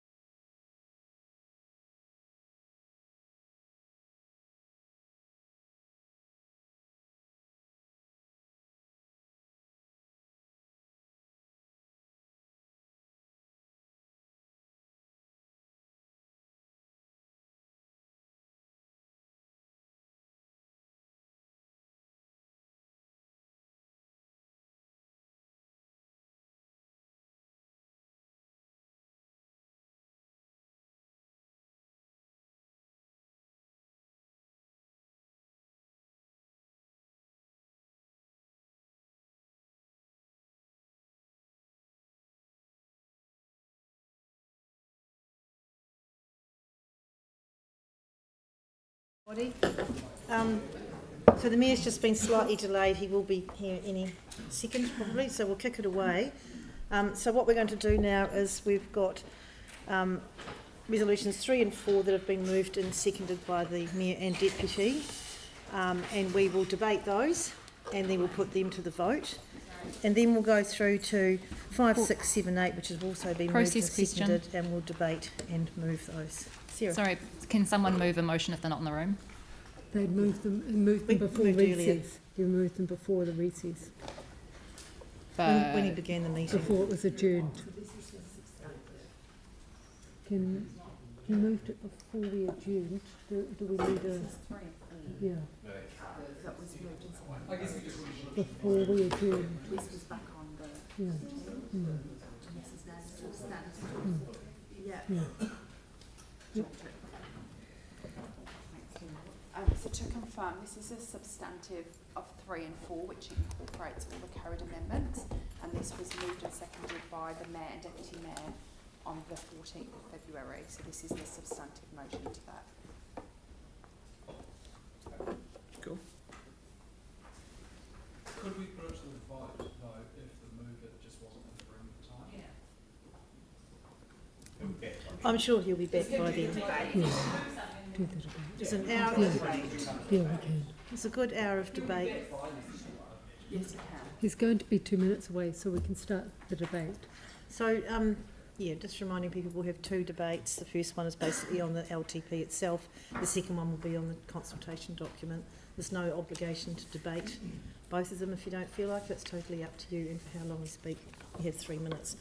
So we will begin, as the Mayor indicated, that we will start with Councillor Johansson and crisscross the chamber like that. So. But you'd say the debate on the LTP or on the consultation document? LTP. Yeah. Thank you. Thank you. I appreciate that there's been a lot of work go into the LTP, but I think I'm just really struggling around where our priorities are. And for me, one of the really obvious things in the community is that we've got a massive amount of broken infrastructure that still hasn't been fixed after the earthquake. And I'm very concerned that we are taking a lot longer than we should to do the renewals. I think it was really unfortunate after the earthquake that the council strategy didn't match the central government strategy. And what that meant is we stopped doing renewals because we thought that the repair program would actually renew a lot of the infrastructure that was damaged. Instead, what we got was patch repairs. And now what we're seeing is that those patch repairs, some of them are coming to the end of their useful life, have not done a really good job at giving a renewal, and it's costing us a fortune in terms of reactive maintenance. There's roads in my area where we've actually done what I would call operational maintenance, or operational resurfacing, but actually it's actually made the condition of the road worse, because actually what needs to happen is the road actually needs a full renewal, and I'm increasingly concerned that we don't have sufficient budget on to do those renewals, which is meaning that it's a false economy. While it might look good in the short term in terms of the impact on the rates, actually long term what it does is create a massive infrastructure backlog that will be very, very difficult to catch up with. On top of that, I also remain deeply troubled that the priority again is around things like the massive assets that we have. And if I take the stadium for example, it seems to me that there needed to be a lot more work done to reduce one of the single biggest costs that we were faced with, that ratepayers were having to pick up the burden of, rather than getting a whole bunch of other ways to fund that massive cost. And it's frustrating that it just feels like that work has not been done. We spent a whole bunch of time going down an asset sales program where I repeatedly asked what work was being done to address the things that were causing us the biggest cost, and get repeatedly told that that wasn't part of the scope of the review. But it seems to me, from a sensible point of view, we should actually be trying to focus on the things that are creating a massive cost and looking at what we can do to reduce that cost. And I just feel like we haven't done that enough as part of this process. I also remain concerned that the program level budgets are too hard for the community to be able to give feedback on. And I don't know how we're going to prioritise projects within our local communities if people cannot get visibility of the 5 or the 10-year program of work. So there's a lot of good stuff in here. There's a lot of things that I don't agree with, but at this stage, I'm very much concerned about the content of the LTP. Thank you very much. Councillor Kewen, please. Just before I speak, Mr Mayor, as the mover, weren't you going to go first? So do you want to do that now? Because then you've still got a right of reply. So I'm happy to go last. I'm happy. With no right of reply. Okay. Just. I'll do it twice. Okay, no problems. Thank you very much. As far as the LTP goes, I hope that this is the one LTP where the public come in and tell us how not to spend money. Yes, a lot of work's been done, but I don't think enough work by the table has been done to reduce the costs for people that live in our city. The rate rise is truly unacceptable. When we get to once we've heard from the people of Christchurch and we get to the final sign-off of the LTP, I hope that I'll have a mandate to vote with the people of my ward, and it won't be supporting a double figure rates rise. I'm looking for them to come in asking for a single figure rate rise, which I would look to support. I'm not saying how I'm going to vote, because that would be predetermination. Might as well just go home now, because I won't be allowed to vote then. So what I'm saying is I'm willing to listen to people, but it's really hard for me or some of my fellow councillors to make a case if those people don't speak up.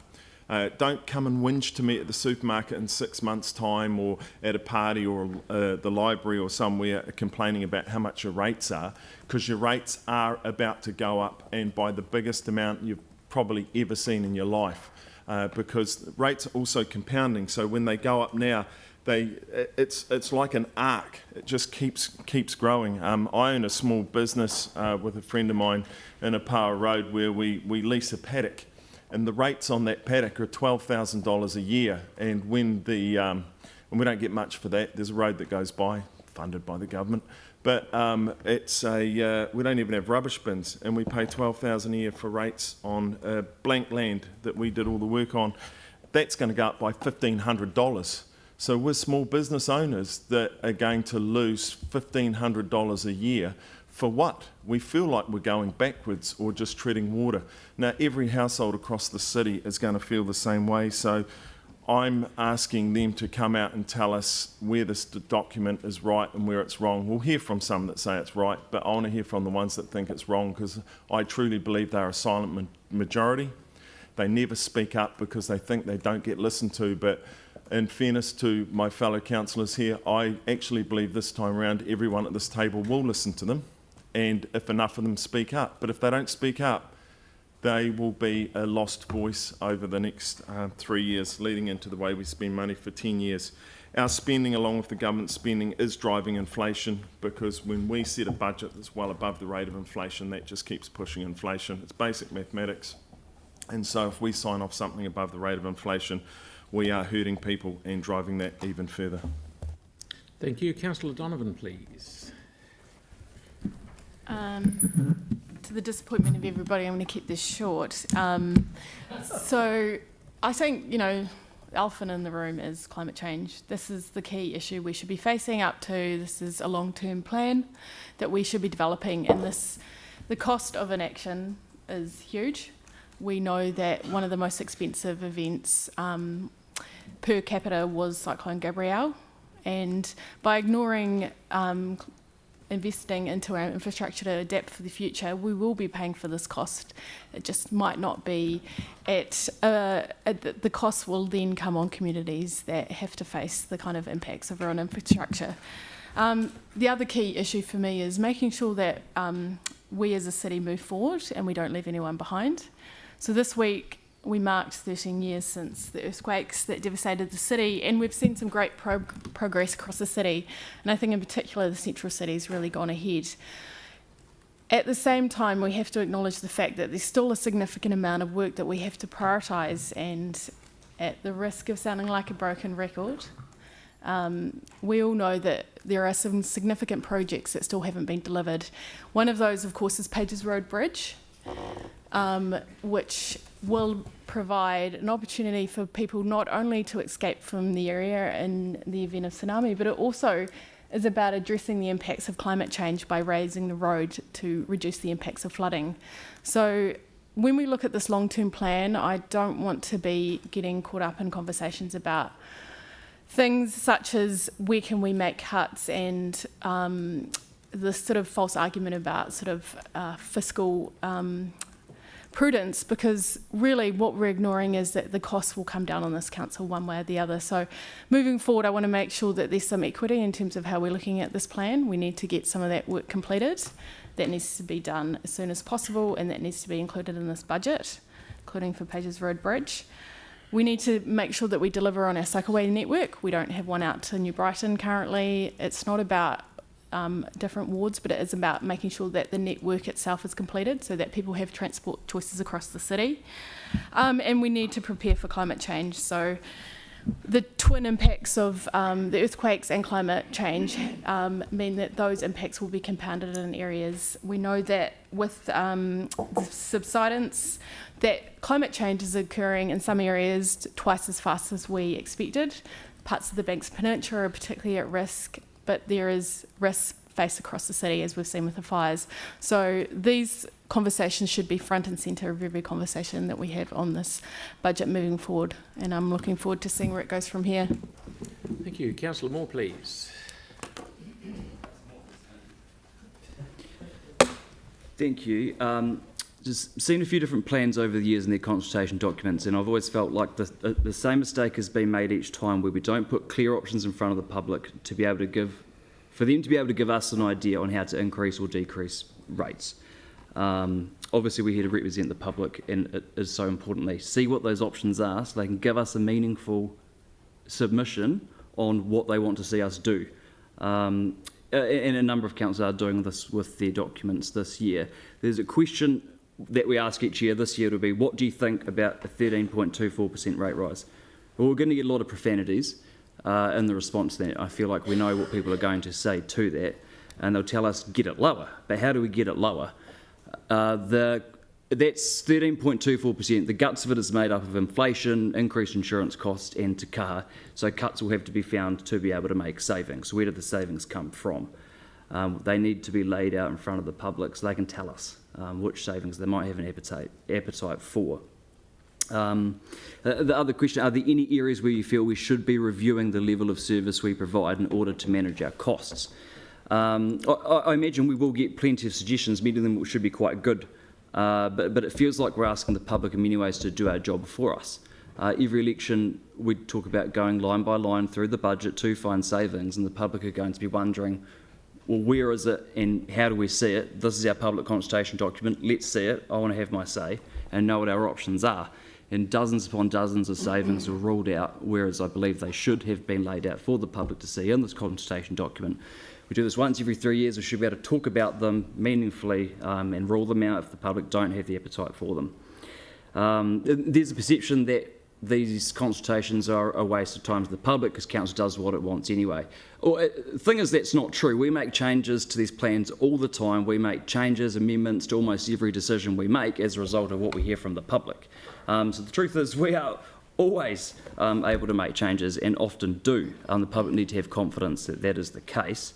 In response to Councillor Barber's important points about sample size, I see it as up to us as councillors to get out into our communities, make sure people are being well and truly engaged, go visit all different places, demographics, make sure people are aware and that it's explained to them, because this is really hard for people to understand. A commitment's been made to refine the wording, which I very much appreciate. I think that's important and really good. And the engagement team, I think, have actually been on fire recently, putting together some amazing work. The What Matters Most, that was absolutely phenomenal. And I've got full confidence that Katie and the team will do an amazing job with whatever is put in front of them. I just need to be confident that what we are giving to the engagement team is the kind of document needed for a meaningful consultation. And I don't believe we've been able to deliver that. Thank you. Wonderful, wonderful. Thank you. Councillor Peters. Thank you. This has been a long and arduous process. I'm sure we'd all agree with that. We've had many a session sitting around tables, workshopping, having lots of information put to us. I've certainly found it an arduous process. There was a lot of information dumped on us, particularly the newer councillors. We've expected to read, understand and hear piles upon piles of information. But it's been a process that we've steadily worked our way through. It's felt like drinking from a fire hydrant at times, but hey, we're ending here today to look at adopting a budget, or the draft thereof. I'm certainly going to be listening to my community when they come and submit, and I really do hope they submit in droves, because I know for myself and the average punter, be it in business or be it as a homeowner, 13.2%, it's huge. It's not as bad as some of our other councils around the country, but hey, 13.2 for anyone is going to cause a bit of pain. So I'm saddened that we didn't get a chance to really pull some levers hard and look at some levels of service to make some significant chunks and reductions in this number. Hopefully, as we go out and consult with our public, we'll be able to get enough options for them to be able to feed back to us what levers they'd like us to further look at pulling to try and get this down. Hearing the reference to cycleways from Councillor Donovan earlier, I'd like us to find a way of doing some of these smarter, perhaps cheaper, rather than going through with our massively expensive double concrete nibs everywhere. I'd like us to find ways to do it more cost effectively so we can get more of them, so we can get more people out and around the city, connecting around the city on their cycleways. I don't want to see us spending millions upon millions of millions on what I really see, and a lot of the public see it as over-engineered cycleways. We need to try and trim our cloth and find smarter and cheaper ways to do things, particularly at this time when we're looking at, you know, double-digit rates increases. That scares the living daylights out of most of us. If we can get down to a single digit, I think after the consultation we'd be in a much better place, and the public would thank us for that. They'd expect us to try and get it down to there post the consultation. So what I really plead to the public is, do make sure you submit to us. Like Councillor Keown, we don't want to hear from you in 6 months' time if you haven't given us the feedback and told us that was way too high and this is how I'd like to see you save some money. Give us your suggestions. Let us know what you're prepared to look at sacrificing to get your rates increased down, so that we can then hear from you and around this table make some wise decisions as to how we rate you to get what we need in this city. Thank you, mate.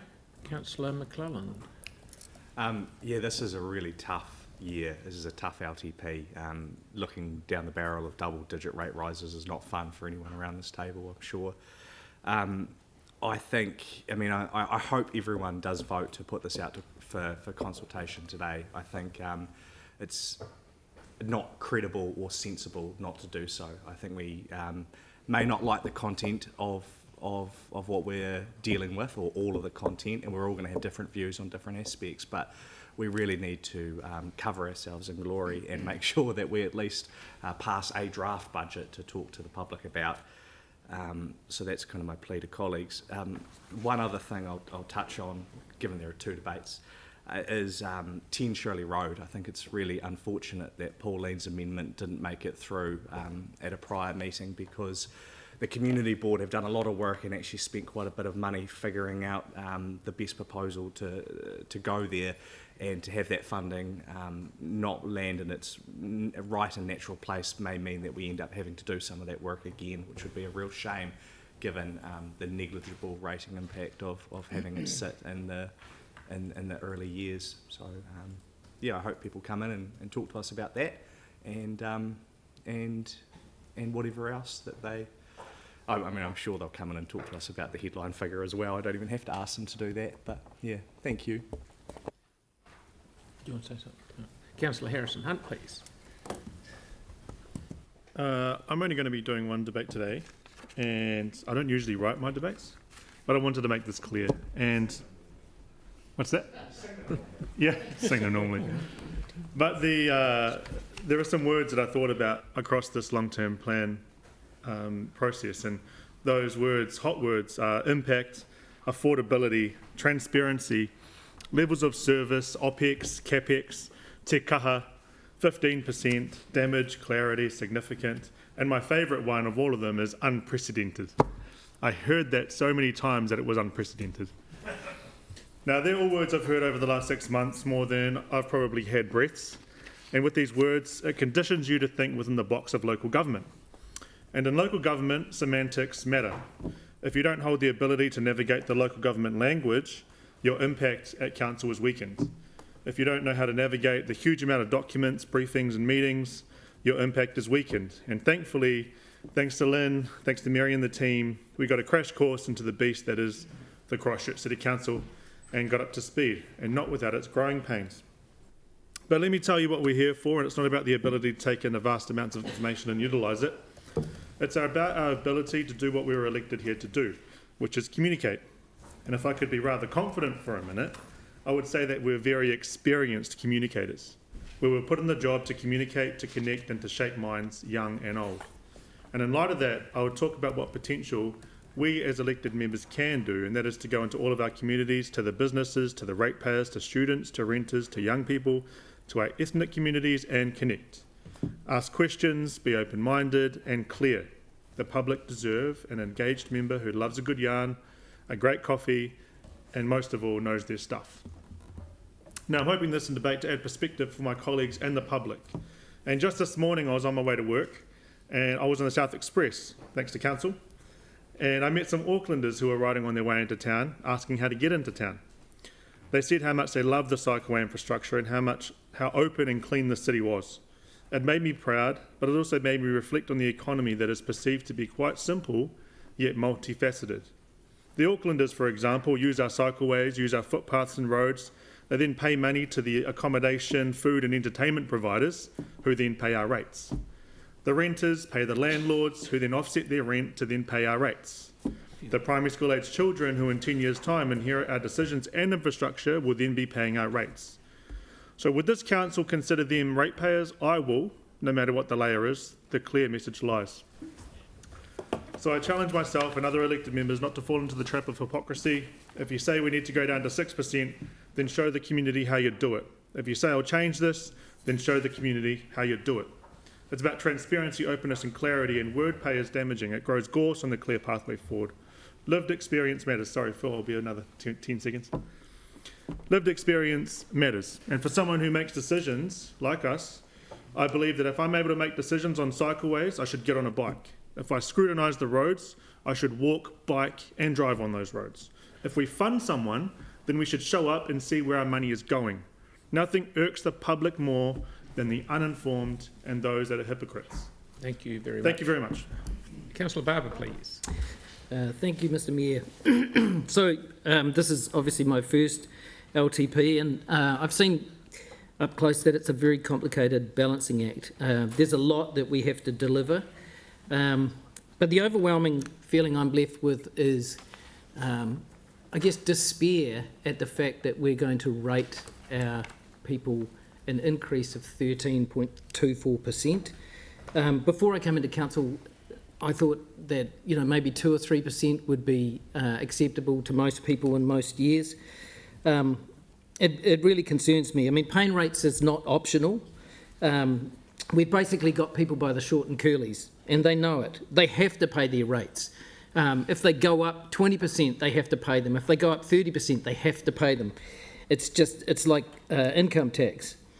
And I'm frustrated that we can't do more to help the average person in the street. I represent a really eclectic mix of socio-economic people, and I think that some people will really, really struggle. I get contacted relatively frequently by people concerned about rates increases, that it consistently goes up, and they don't really see the value or understand it.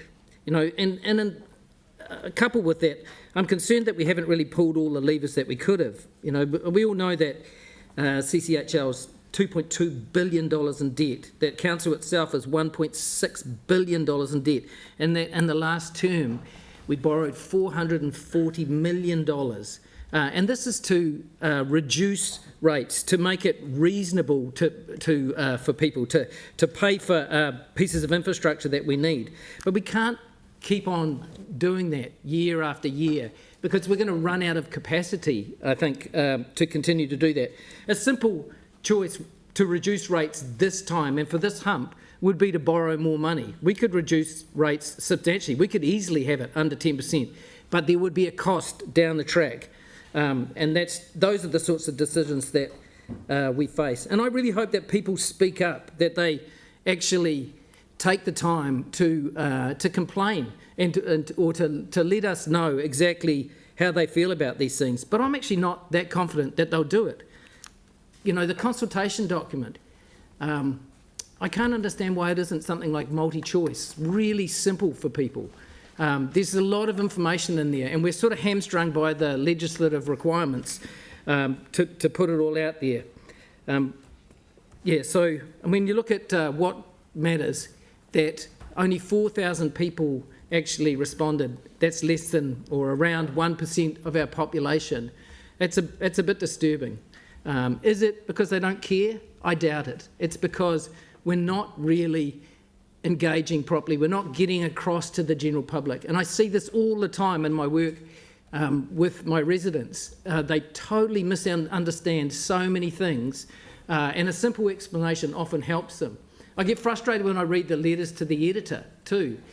Some of them go unchallenged, and they're blatantly crazy, some of them. They really are. But there's no response from us, which is sad. So I feel like we're failing in our ability to communicate effectively with our residents. Thank you, Kelly. Thank you. Councillor Templeton, please. Kia ora koutou. I'm concerned about our water, and that should come as no surprise. And so are our residents. It ranked second in what matters most, but with the highest number of residents voting for it at 83%. In 2018, the leakage rate from our pipes was 18%, and we had a target of getting it under 15%.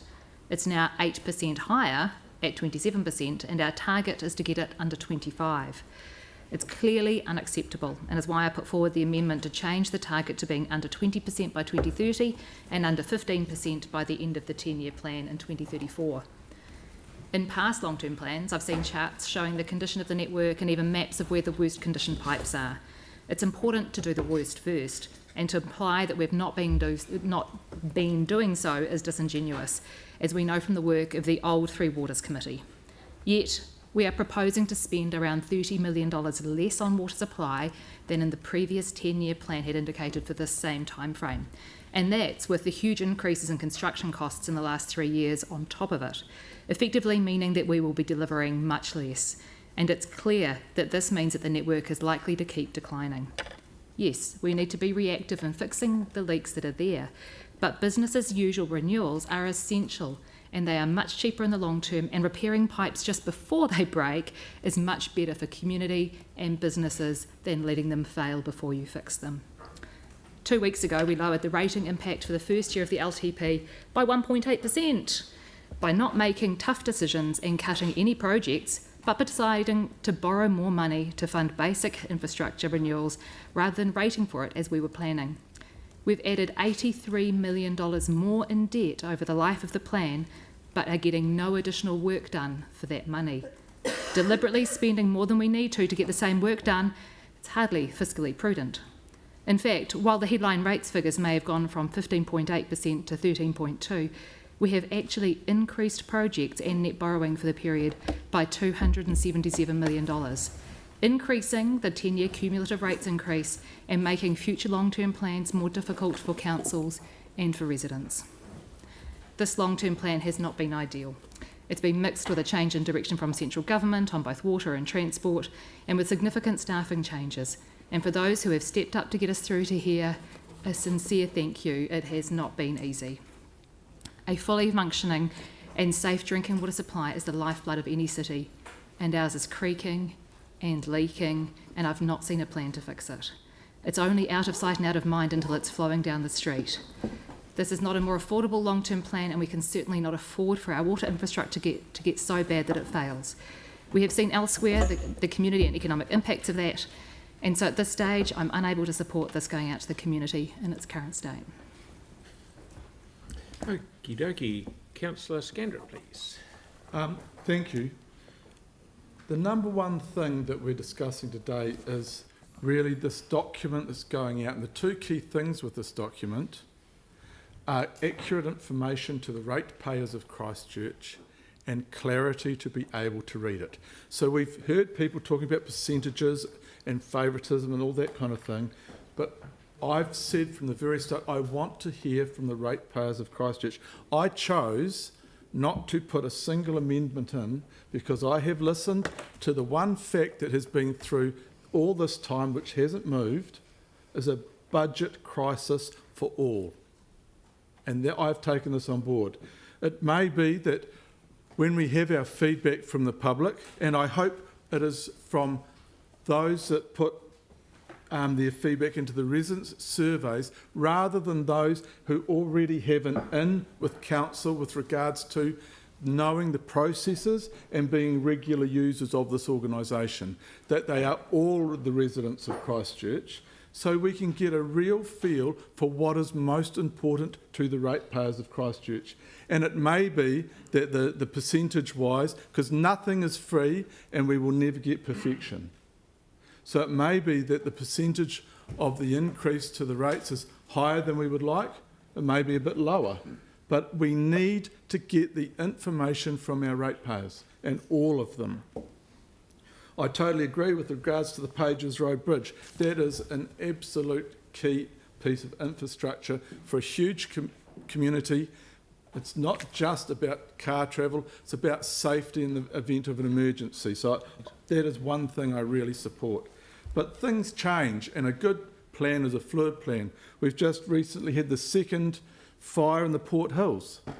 So I'm kind of thinking in the back of my head, maybe we'll get some really good feedback from ratepayers that it is more important now to look at climate change as a whole, as fires could affect the Port Hills, but also more isolated communities in Banks Peninsula, rather than putting all our emphasis, it seems, on coastal hazards. But that is for our ratepayers to feedback and tell us. I'm really looking forward to getting the feedback from our ratepayers and to see how accurate I have been with regards to their feelings with the budget crisis and what is truly important to them. Because I serve not only my community, but as councillors, we serve all of our city. And just following on from Mr. Councillor Harrison Hunt, all the people that I meet from outside of Christchurch seem to be more excited about Christchurch than some around this table. It is we are a leading city in this country, and we should celebrate that and thank our staff for helping us get there. Thank you. Thank you. Councillor Fields. Thank you, and actually great words, Tim, because I think that it's important to note that this is the golden city of New Zealand that people want to move to. It's thriving, it's moving ahead. However, so this LTP is really about the 5 I's: inflation, interest, insurance, the infrastructure crisis, and I told you Te Kaha was going to cost a lot, but you wanted it, and we just have to knuckle down and pay for it. I'm disappointed we voted down additional funding for biodiversity last week, given that 45 minutes after we did that, the Port Hills was on fire. I hope councillors recognise the importance of supporting our climate objectives, because that stuff isn't going to go away. And if good planning and getting ahead of the curve at the expense of short-termism is not good governance, then I don't know what is. The people of Banks Peninsula, got to give a plug for Banks Peninsula of course, have signalled that the impact of climate change is by far the most important issue on the peninsula. In addition to that, we've got huge water infrastructure issues in Christchurch and on Banks Peninsula that several councillors have brought up in debate. And that needs to be fixed. And frankly, right now, I actually have no idea how those issues are going to be resolved. So I hope the government has some ideas, but I'm not holding out hope. Right now, the town of Akaroa is on level 2 water restrictions, and the drinking water supply is always at risk. And Akaroa, for God's sake, that is a world-class tourist destination, and it doesn't have a guaranteed safe drinking water supply. That's just not right. Yet, people of Banks Peninsula at least will continue to be as innovative, productive and generous as ever in their land use and community activism. But our LTP is an opportunity to supercharge that, and I'm not sure if we've got that right at this stage. That said, Banks Peninsula represents an enormous economic opportunity for our whole city in so many ways. And I hope we collectively as a council have the vision to see that and to support it. So I look forward to our residents' responses to this draft, should it pass, because there will be many. Kia ora. Thank you very much. Councillor Henstock, please. Thank you. Like some of the others around the table, this is my first rodeo, my long-term plan rodeo. And to be fair, it's been frustrating, and I don't think it's been that great. I accept that there has been a lot of work done by staff, and I'd like to thank them for their time and their expertise and what they have done for us. But as councillors, we've spent endless hours at these tables and up in the Mayor's Lounge, and we've been spoken to, and we've had screeds and screeds of pages and charts and spreadsheets and PowerPoints. And to me, it doesn't seem as if we've spent enough time, enough constructive time, actually looking at the really chunky stuff that would have shifted the dial for us. So it feels as if we've just been tinkering around the edges to some degree. You heard my questions to staff earlier today about the reliability of some of their budget information that underpins the long-term plan, particularly insofar as it relates to transport. And then we've been told that some of the budgets are out of date, and transport's a really huge chunk of our budget.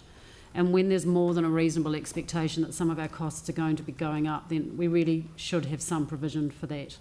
I don't have a great deal of confidence in some of the sums that are underpinning this, and I think it's going to be difficult for the public to actually have that confidence as well.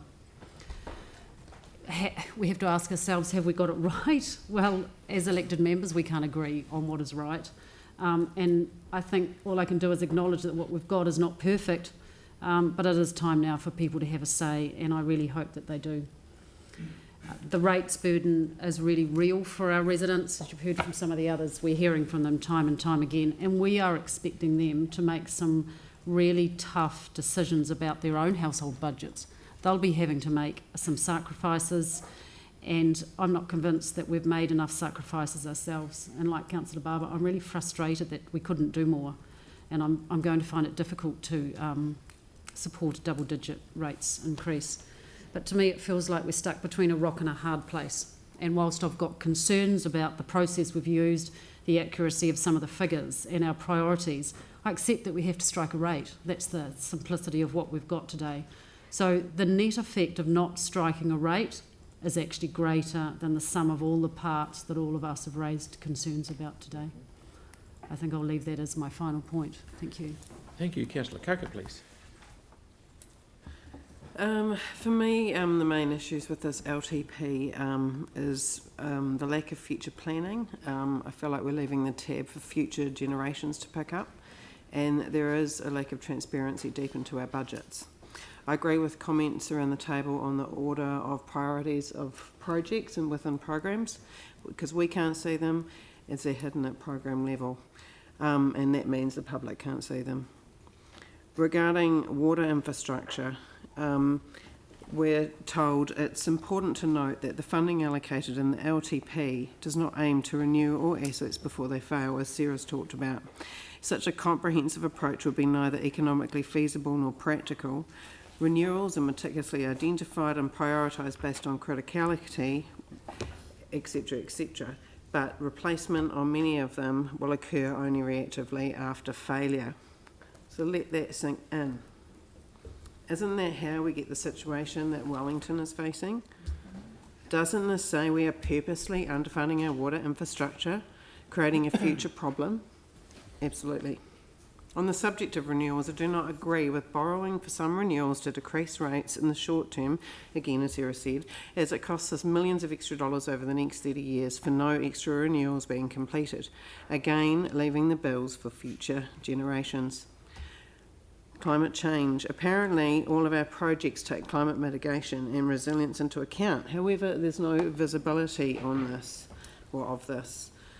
a lack of consistent data about greenhouse gas emissions, vulnerability to hazards and risks for some of our infrastructure compromises our ability to make well-informed decisions that will future-proof infrastructure and risks maladaptation. That's from the consultation document. I know staff are working on this, but I really expected to see much more work in this area now, 6 years out from 2030, so that councillors, us and the public, can weigh up projects not just on their monetary cost, but on the cost to the environment. If we can't do that, how can we make real strides towards halving our emissions by 2030? I'm now really concerned it's a pipe dream. Future generations will need to pay for our mistakes in the areas I've mentioned. We clearly have an inability to realise the true cost and to actually face up to it. I know we'll get hundreds of submissions saying the same thing, and we should be doing better. And I encourage the public to think about not just the cost of things now, but their value into the future. Thank you, Councillor Goff. Did you say me? Yes, please. Sorry. Oh, I wasn't actually planning on even speaking on this one. We're going to do the CD one afterwards, aren't we? Yeah, okay, that's fine. I'm happy just to wrap it up. I just want to speak once. So, Okay, okay, that's fine. If you No prefer I go now, I can though. Feel free, if you're ready. I was born ready, Phil. No, look. To cut to the crux of it, I think the proposed average 13% rates rise is shameful, really, and totally unviable for residents. So, for me, that's the headline of it. We've sat through a process where drilling into the levels of service was declined to the level of detail that we wanted pre-Christmas. And a number of other councillors sat around the table and felt frustrated at that as much as I did. We also, not telling you anything you don't know, that we had staff bring $180 million worth of proposed savings that they've put forward themselves, of which only $40 million was taken up. So, I would implore residents, if they feel the way that I do, make a submission and say that. Tell the council that it's unacceptable. Tell the council where the priorities are wrong. Tell the council where there's duplication or where items are occurring that are completely unnecessary, or if there's things that the council should entirely rethink. And I think that's the exciting part of an LTP, is that it's an opportunity to look at doing things differently and re-evaluate priorities and the strategy for the city. So I think there are limitless examples of that, but with limited time for me, one that I'd flag is things like gyms. Does the council need to be in the game of owning and operating gyms? Promoting fitness is great. We want healthier residents, but food's pretty important to people. But we're not in the game of owning fruit and veggie shops or supermarkets.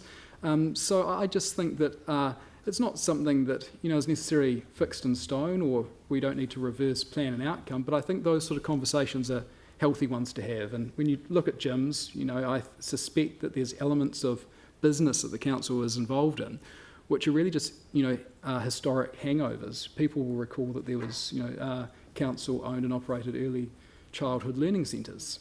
And all of a sudden, people look back and go, well, the reason we've probably owned it for so long we do this is because we've always done it. So I think that, having conversations around things like that, when you look at gyms, for example, they're in their abundance. There's plenty of private operators that offer a service that's very, very high in the quality and of an affordable nature.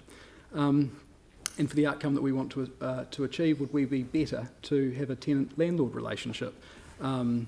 Not saying it one way or another, but I think that that's a healthy conversation to have, and I think that's the beauty of a long-term plan, where you can have an honest conversation and explore all those sorts of things. So for me, look, I straight out, to not beat around the bush, I'm not going to be supporting a rates rise that's going to be over 10%, because I just don't think it's viable. So I really urge people to come to us with ideas of doing things differently and tell us where savings can be made, because for me, I just don't think that it's a viable way forward. This is the beginning of a process, not the end of it, and I welcome having an honest and open conversation with the community, so we can ensure that we have an LTP that they deserve and that's sustainable going forward. Thank you very much. McDonald, please. At least you didn't say old McDonald. Yeah. EIEIO. Well, it's good to laugh in such a depressing environment. No, no. Look, I think firstly, I just want to acknowledge every council staff member throughout this building and across the organisation who have contributed to this LTP. It's actually remiss it hasn't been mentioned yet. We've jumped straight to the negatives in this plan, and I just think it's really unfortunate sometimes when we've had the year that we've had, and we've all talked about how we should support the council staff. That actually no one's done that. So maybe that when you do your second debate, Andre, we can do that. That would be useful. The reality is, oh sorry, I wasn't listening. No, look, I think that there's a couple of things that are worth actually noting with this. The first one is the capital program. We unanimously agreed to deliver or to set a deliverable capital program. It's the first time that's been done across an LTP, and I think we will see dividend as a result of that. What it actually means, despite the rhetoric, is that actually we're not putting less into our infrastructure. We're actually delivering what we'll say we'll do. We have this argument every year where we set a budget and we under-deliver it significantly. So all we are doing this time round is don't let them fool you. We are not spending less. We are delivering an infrastructure program that is more transparent and accurate to the people of Christchurch. Look, I agree with people that the rates rise is far too high. I will not for a second, although I won't predetermine myself, I would struggle to support a double-digit rate rise when it comes back in June. But I think actually at the moment we need to go out and engage the public. The Mayor and I have an undertaking. We're going to be out to as many public meetings as we can, and certainly that door is open to anyone that wants to host them. Celeste and I did one last year. Actually trying to engage people. We've heard, and I think it was good this morning, we had a couple of hours on the consultation document. That's because it is so important. If people don't understand what they do, they won't have their say, and to be blunt, the same people that come in every year will tell us to either spend more or keep what we're doing, when actually the silent majority, who we are not the only cost for them, will just get on and suck it up. I think if you're looking at 13%, I think it's actually been healthy having the Te Kaha amount separated out this year, because it shows in a 13.4% rate increase that's 2.17. We need to start communicating that to the public, because I think there's a conception out there, or a perception, that actually it is driving the whole 13%. That is not the truth. There is significant debt that sits across this organisation. The council have made a range of choices for some time, which have meant that doors quite openly have been shut. And I think there are choices that we have made that have led to this, and we all need to accept that. So we've got a time where we can go and listen to the people of Christchurch. But actually, I think at the moment, the last thing we'd want to do would be to vote down a draft plan that doesn't let the people have their say. I think it would be irresponsible for people in leadership positions to oppose a plan that they don't want to hear from the public, and I would be really surprised if people did. Righto. Councillor Cotton. Kia ora. Look, it has taken a long time to get here. I don't think it's been a rushed process in any way, but at the same time it feels incredibly complex. But here we are after 18 months. We've got a draft budget that we're seeking public opinion on. But part of the process that we went through was we were able to put up amendments. Selected members could put up amendments that were either adopted by majority and included in the budget, or lost by a vote to be included, or agreed to be included in the consultation document unbudgeted, for instance, the events ecosystem and climate change levy, etc. So one of my amendments that was adopted by majority, and I'm really pleased about it, was the $20 million a year, each year, fund to address the surface flooding that will of course include the issues in Edgware Village. But as a City Councillor, I supported a program that will prioritise these flood-prone areas citywide, as I know other councillors also have affected areas, and this is a fair process. So this is now included in the budget. The other amendment was around the new community centre at 10 Shirley Road, which Jake McClellan has already alluded to, being in his ward. It's already in our current long-term plan in the outer years. And since the local community board has progressed the project to such a point, I moved an amendment to bring forward $250,000 with an impact of 0.01%. It was a very close vote at 8-9, but was not supported to be in the budget. So it's now the opportunity for our supporters in the community to let us know if you support bringing this forward at a small rate increase. So you'd have to say to us, yes, I support a rate increase being brought in to cover that, or not. And then, of course, we'll need to vote on that again in June. depending on what we hear. And this applies to everything in the budget. So I was pleased to see and support the many amendments around our environmental projects like sustainability, pest control, water quality, climate change mitigation, etc., all being supported as amendments. And I do encourage residents to make the submission especially great to hear supporting comments, what we are getting right. We've all worked hard to keep a rate increase as low as we can, while at the same time keeping the momentum going for Christchurch City, a city that's fast becoming the best city in New Zealand, or possibly already is. A great place to live, work, play and invest. To continue Aotahi on this journey, we must continue to invest, but that necessitates spending appropriately, pragmatically and wisely. And as Councillor Donovan already mentioned, there are some areas of council work that if we don't spend and invest, it will cost ratepayers much, much more in the future. A future problem through lack of investment that I do not want to be a responsibility for on my shoulders. Things are not so simple as to say, don't spend. It's about balance. And the question is, have we got the balance right? Today we have a draft budget and we're open to comments. To vote against putting this out to the public today would be denying them their voice. So please support the draft today. Kia ora. Thank you. 'Tis I. It has been a long process, but it is good to get to this point where our draft LTP is ready to go out to the public to have their say. Once Audit New Zealand has given us a green light in March. Can I thank councillors for the debate finalising this draft LTP? There are bits we all agree on, and there are some bits that we strongly have disagreement. But that's the nature of democracy. The nature of democracy is what we have. The debate, take a vote, and the outcome is decided. Then we move on to the next item. Can I also thank the whole council staff for their hard work getting us to this point? In particular, I want to acknowledge Lynn and the LTP team for their work leading this process. It hasn't been easy. We're now at a point where we send it out to the community to have their say. It's over to the people. Please have your say. It is very important. Everyone said the same thing. For me, I am very concerned at the proposed rate increase, and I'd even go further to say I'm not happy at all. And I think we still have plenty of work to do to get this down. A message I'm sure that will come through loud and clear through this consultation. Across the country, organisations and individuals are grappling with challenging economic conditions and the rising cost of living. We here at Christchurch are no different. We're facing increased is outside of control, including changes to interest, inflation, increased project capital costs, the rising cost of insurance, electricity and higher cost to maintain our assets and reductions to external funding. I'm well aware that the rates rise will have a big impact on people's back pocket. This is why we must balance the need to keep the cost to as low as possible while still actively delivering the core services that Christchurch wants us to. This is a constant challenge, and there are a range of views on how we manage that around the council table. 17 of us need to find a pathway forward which has the broadest support. The current draft LTP has council spending $6.2 billion on our capital projects over the next 10 years. It addresses the range of demands that our ageing infrastructure creates, while also delivering the infrastructure required to support our growing population, which is steadily increasing.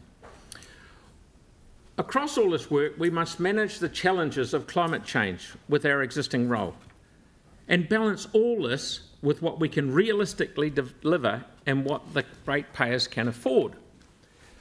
Oh, he's talking fast. I'm glad I've got 2 shots at this. That means we are now at the point where we need to hear from the people. Do they agree with what we're proposing? Have we got the balance right? Is there anything that they think that we should defer, delay, fast track? But I do want to wrap this up on a positive note. In my mind, this is a great time of history for our city as we've come through the pandemic in a strong position. This is driven by the huge investment over the past decade to the fact that the world is seeing what a great place Christchurch is to raise a family, run a business and enjoy our stunning natural environment. Once again, just saying the university has had another record enrolment. They had 23,000 people last year. They've got 6% more this year. People want to come here. So it's all good. We must both keep up the momentum in the decade to come. Our council can support this by taking care of our basics that our people, businesses and communities need to make Christchurch the best place to live, work, invest and play. Christchurch has delivered a staggering number of significant projects in the last 10 years. Turanga, QE2, councillors, Post Creek Road and pipe renewals, restored Town Hall. It is great to see Te Kaha rise out of the ground at pace. Similarly, the Hornby Centre and the Court Theatre are also making great progress. And Parakiori will happen. And also Te Pai, which is not ours, but we must remember that it is bringing large groups of people to our city, and it is booked out well into next year. Soon, work will be underway with the New South Library and Service Centre, along with the Otakaro Avon River Corridor. But we know there is still much to do. You tell us each year in your annual resident survey, highlighting water, footpaths, roads as key priorities for investment. This is why it is great to see the annual budgets of footpaths go from $345,000 a year to $2 million per year starting in 26-27. I'm also particularly happy to see the new program line for addressing localised flooding issues like Brenchley Ave and Edgeworth Village, as well as other known spots. I'm committed to protecting and investing in the city we all call home, and as I've often said, this is the best place to live, work, invest and play in New Zealand. I know this because I've raised a family here, run a business here and continue to take an active role in our city. And like you, we all want our wards to succeed, but we've got to look at it, we want Christchurch to succeed. Our council is working to deliver what our council needs for success, and now we need the people alongside us as we plot out our next decade. So to the people out there, please tell us what you think. The more submissions, the merrier. Thank you very much. Right, so vote. So with that, I will put what you see up there to the vote. All those in favour? Aye. Against? No. So you want to... Okay. No problem.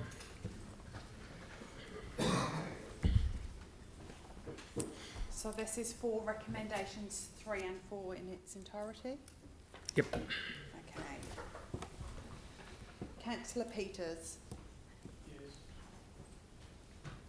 Councillor Fields? Yes.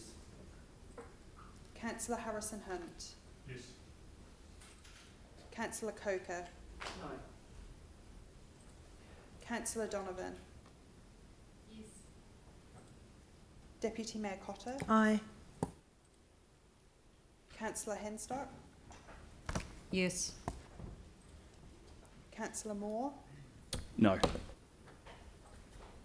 Councillor Goff? Yes. Councillor Johansson? No. Councillor Kewen? Yes, consultation. Even your other rights. Councillor McDonald? Yes. Councillor Barber? Yes. Councillor McLennan? Yes. Councillor Scundrett? Yes. The Mayor? Yes. Councillor Templeton? No. 1, 2, 3, 4, 5, 13, 6, 7, 8, 4. 9, 10, 11, 12, 13, 4, and 1, 2, 3, 4 against. Okay, so that is carried. Thank you very much. So, what's up next, 99? No, it's resolution 5, 6, 7, Okay. 8, and that's the mayor and deputy mayor who moved them. So we now move on to resolutions 5, 6, 7 and 8. I have moved it and Deputy Mayor Cotter have seconded it. So I think we've done questions to death earlier on. We'll just go into debate on this because it was mentioned that we wanted debate. So if anyone wants to do debate, please put your hand up and I will give you the word. Councillor Tim. Kia ora. This LTP does not do enough for climate change, either for mitigation or adaptation. And this is a challenge that is not going to go away just because we ignore it. The longer we leave it, the more it will cost. We have a question on whether to include additional funding for adaptation planning, but we didn't just include it when the data was clear within the week that we were looking at it, that the impact of sea level rise will be greater here due to the land sinking. And we have over $17 billion worth of public and private property at risk with only 20 centimetres of sea level rise. And we chose not to put in $1.8 million to do some planning, and instead we're having to go out and ask the community about it. I find that appalling, and I hope the community come and have their say and say, please help us plan. We are also consulting on establishing a climate adaptation fund, which will then enable the adaptation plans designed by our community with that $1.8 million to be funded over time, to prepare our communities for the impacts of sea level rise and of other hazards that are coming. And as Councillor McDonald said, the 2.17 increase rates that we're seeing on Te Kaha for next year is not driving the full rates increase, and that's really good that that's clear and that he sees that as a relatively small amount in the scheme of things, which makes it super important to make sure that we're clear that the cycleways impact in the next year is 0.08%. And so I hope we can make that clear when we're consulting as well. And finally, I was expecting someone to say that it would be irresponsible to not vote in favour of this draft LTP, to scoff at the lack of not sending it out for consultation. So I looked up the minutes of the last draft LTP in 2021. And funnily enough, Councillors McDonald, Gough, Kewen and the then Councillor Major all voted against sending out the draft LTP. Were they irresponsible? Or maybe they just weren't listening then either. Thank you very much. Councillor McClellan. Better investment in your ward or less investment in your ward or traffic lights in your ward, then you need to vote for a budget. I think that if the reason you're giving, and I'm not saying that this is what every colleague who voted against the budget is giving. Some colleagues want to prioritise every single project to happen in year one and it cost us nothing. But if the reason you're not voting for the budget here today is because you want rates to be higher, then say so. Say you want rates to be higher and that's why you don't support the budget. And just, I guess, in retort to the tit for tat kind of saying who did the wrong thing in which year, the reality is, as the saying goes, two wrongs don't make a right. It's never right not to consult the people on a budget. It's never right not to have a budget in place. And I think particularly when you have proposals in the CD and you're seeking to get outcomes as a result of the consultation and as a result of the final, I think you do have a responsibility to meet our legal obligation and consult the people and pass a budget.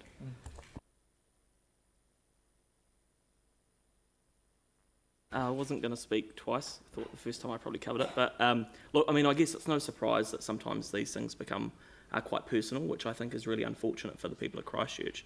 The reality is that, if we look at what we need to go and do, we're going to have the public have their say. I hope they come back in droves telling us that actually some of the proposals in this plan are shonky, do not have objectives, and as the report itself says, don't even have basic governance setups for a fund that will look to take over $100 million out of the hands of people across our city over the next 10 years. The reality is there are other mechanisms to do that. Quite simply, lifting the headroom on our debt borrowing would do it without removing money from people's pockets on a plan that is not specific, clearly says it has no objectives and has governance arrangements that are not correct. So, look, I'm prepared to be a bigger person in this and actually hear from the people of Christchurch. But the reality is it doesn't remove the fact that it's still a shonky idea. I will still put it out to public because it is good that they have their say. But make no mistake, I think if we're going to talk about actually delivering on issues around climate change, then simply setting up funds like this, which in my view virtue signal, are not the way forward. The reality is we need tangible work that's been embedded through the long-term plan, which is what we've done, and that will deliver on it. So, look, I'm happy to go and hear from the public. But again, I would just really hope that people come in with tangible results where they want actual outcomes and less of the virtue signalling.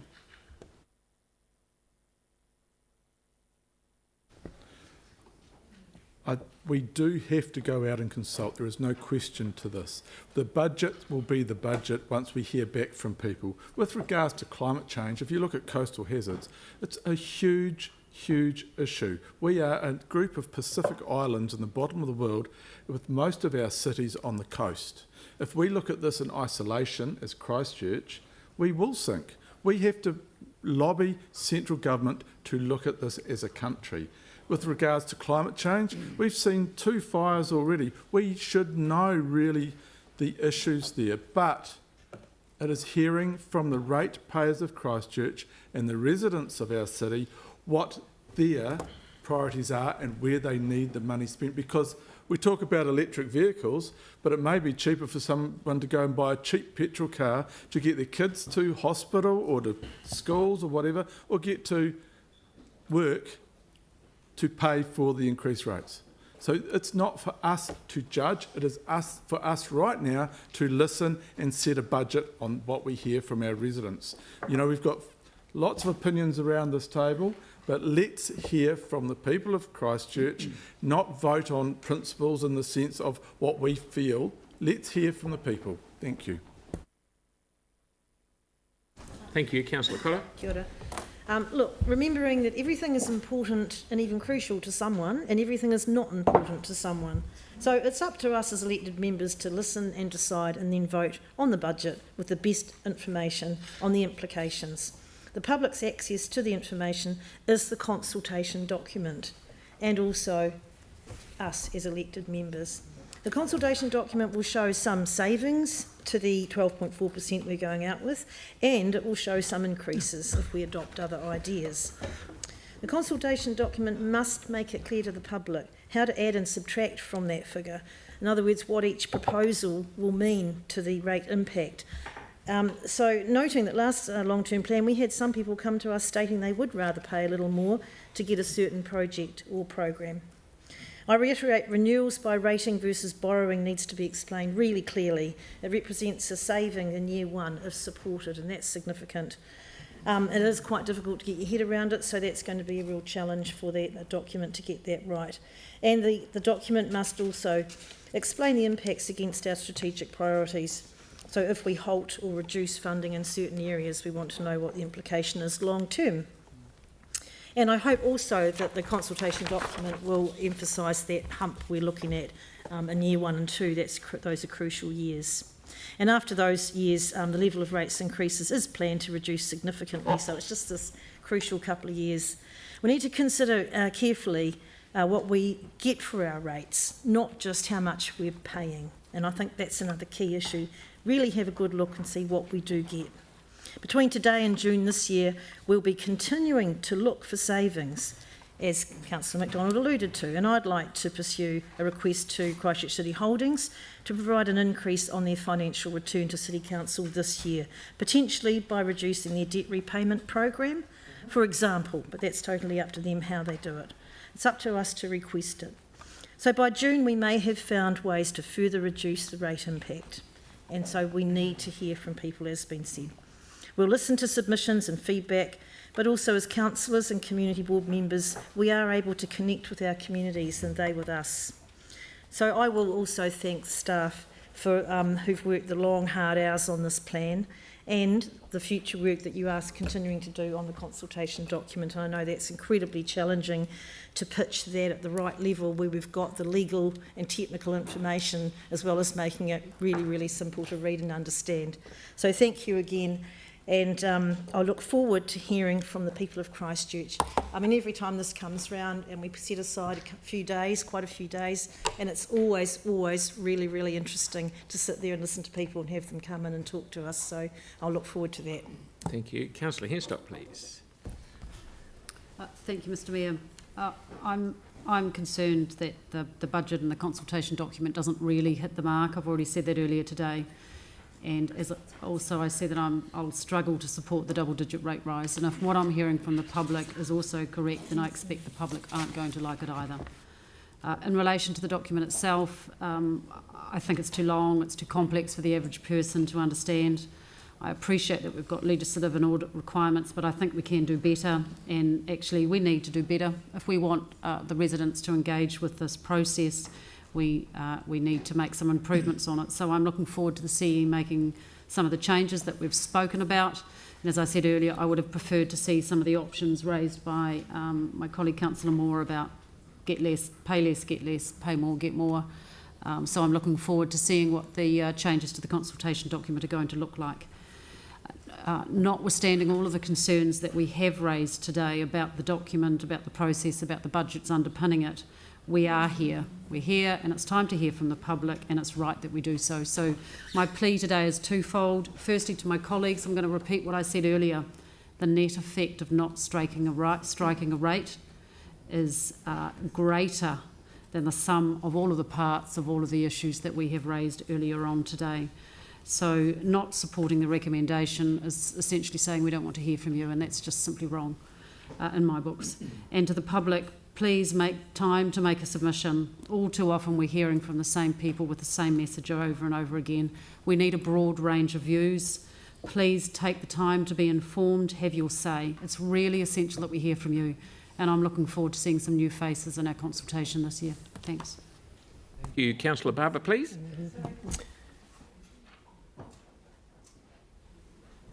It was me, was it? Yep. Thank you, Mr. Mayor. Did I mention this is my first LTP? I think I did. I'd really like to thank the staff who provided a little bit of context on previous consultation documents and how they have improved in their size, and that is getting smaller. I think it's really important that we always continue to improve that sort of engagement. And a couple of things, Councillor Moore alluded to it, and then Councillor MacDonald sort of made the point that it should pitch to a reading age of 12. And Councillor Moore sort of alluded to sort of simple choice questions. You know, I really like the idea of a much simplified version. I know it's incredibly tricky because there's a huge amount of information that seems to go in there. But I'm not sure who's actually going to read it right through. And I'm not exactly sure what the option or the solution is, but I suspect it's something along the multi-choice line that the Auckland Council tried to take with a couple of things. So, you know, it makes me wonder whether we should hire a children's author to write the questions, to make it really, really simple. It's a joke. No. But yeah, I think we can do a lot better, and I'm glad that we are improving, because if you ask the right questions, you'll get much more engagement. If you make it really simple for people, you'll get much more engagement. But this is difficult material. You know, I found it difficult to read, and this is my full-time job. So hopefully we can improve that. But I do appreciate that the staff are continuing to work at improving it, and it's half the size that it was in 2013 in terms of documents. So well done there. Cheers. Thank you. Councillor Peters, please. Thank you. Yeah, thank you to all the staff that have put up with us over the last 6 months and more, going through our learning curves and helping us get this LGP draft to where it is today. And thank you to the engagement and comm staff who are obviously going to be working frantically in the coming days to get this consultation document and the material ready to go out to hear from our people. I concur with the thought that we really do need to get some simplified material so that every common person, including myself, can read and understand this. The simpler we can make it for people, the more they'll engage. Looking forward to seeing the comms team go and work with the likes of my local governance team to try and overcome the lack of a library in Hornby while we close down before opening the new one. So that's an interesting dilemma that really hasn't, I think, struck home until today. So it's good to know they're going to go and work on that, because we do need to make sure that the good people of Hornby find a really easy way to get access to this, and we'll be working hard to make sure we do hear your voices and get this in front of you to make sure that you do have your say, and let us know your thoughts on a double-digit rates increase. Do you think that's okay, or do you, like me, want to see it get a bit lower so that we can make it more palatable for us all? So I like the idea of the pay more, pay less, get less. That Councillor Moore raised, I think that's genius. And I think that's just something, we really do need to do, is make it that simple, that people, if they want to pay less rates, they need to expect less services. If they want to pay more, then they can get more. So that approach, I think, is quite a great idea. The idea, again, from Councillor Moore, he's on it today, your list of savings, having those spelt out in the document or in some of the material, I think would be an absolutely invaluable resource to include, because it's nothing worse than expecting the public to try and dream up ways that they'd like us to save. If we can make a few suggestions and give them some ideas of where we could pull a few levers to make it lower for them, then let's give them the ideas and suggestions. So I'm really keen to hear from our public and to hear their thoughts on this, to hear how they think we can work as a team around this table to try and make this less painful for them, and to give them what they still need to get to live their lives in our fine city. So thank you everyone for the work we've done, and please, the public out there, come and submit. Please come and talk to us. Tell us what you think, because if we don't hear from you, then you'll probably get what we've got here today. So hopefully we'll hear from you in droves, we'll get a record number of submitters, and we can all land in a good place and get this done. If you've been reading Gianni's book on how to talk to the last second, you're doing a very good job indeed. Councillor Coker, please. Councillors put through a lot of amendments this time round because we really care about the value that the people of the city get for their rates spent. And I want to point out that all of the amendments I put through personally were general ones for the city or for the south of Christchurch. It was actually nothing specific for my ward at all, and I didn't come to it with that approach. I wanted to point out as well that of the 4 community outcomes councils trying to achieve this term, one of those is a green, livable city where neighbourhoods and communities are accessible and well connected. And I think for a lot of people, that is the most important thing that this city can provide for them, and it helps the everyday lives of our residents. I would like the people of Christchurch, when they're looking at this consultation document, to look into the detail if they can, but also think about a few questions. Do they want to see more trees in their streets? Please submit if you do, and I know you will. It's something that seems to be quite hard to push through in this council processes, but I would really love to hear from people about that. It's something our board is very supportive of. I want people to think about whether they would like the same level of service in the south of Christchurch in regards to libraries over the 2 years while the South Library or Makihi is rebuilt, because at the moment that is not what you will get.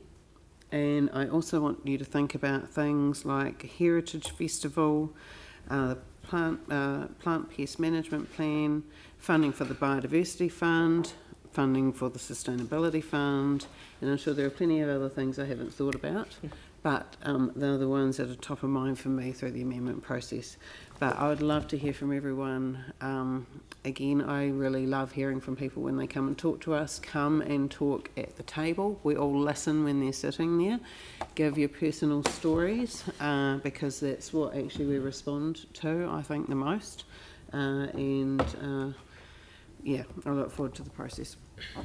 Okay, we've heard lots of points of view. I'll just... Councillor Moore. Thank you. In my debate on the consultation document that Councillor McDonald said he wasn't listening to, I did acknowledge the phenomenal work that the engagement team has done in recent times and that I believe will do on whatever's put in front of them. In this debate, I'd like to acknowledge all the staff that have put this long-term plan together. There's been a lot of staff changeover during this period. So staff have had to really hustle, and I think we should recognise that a phenomenal job has been done. And particular thanks also to the legendary efforts from Mary, who's stepped up as interim CE to help us navigate what's a big beast here in a really challenging time.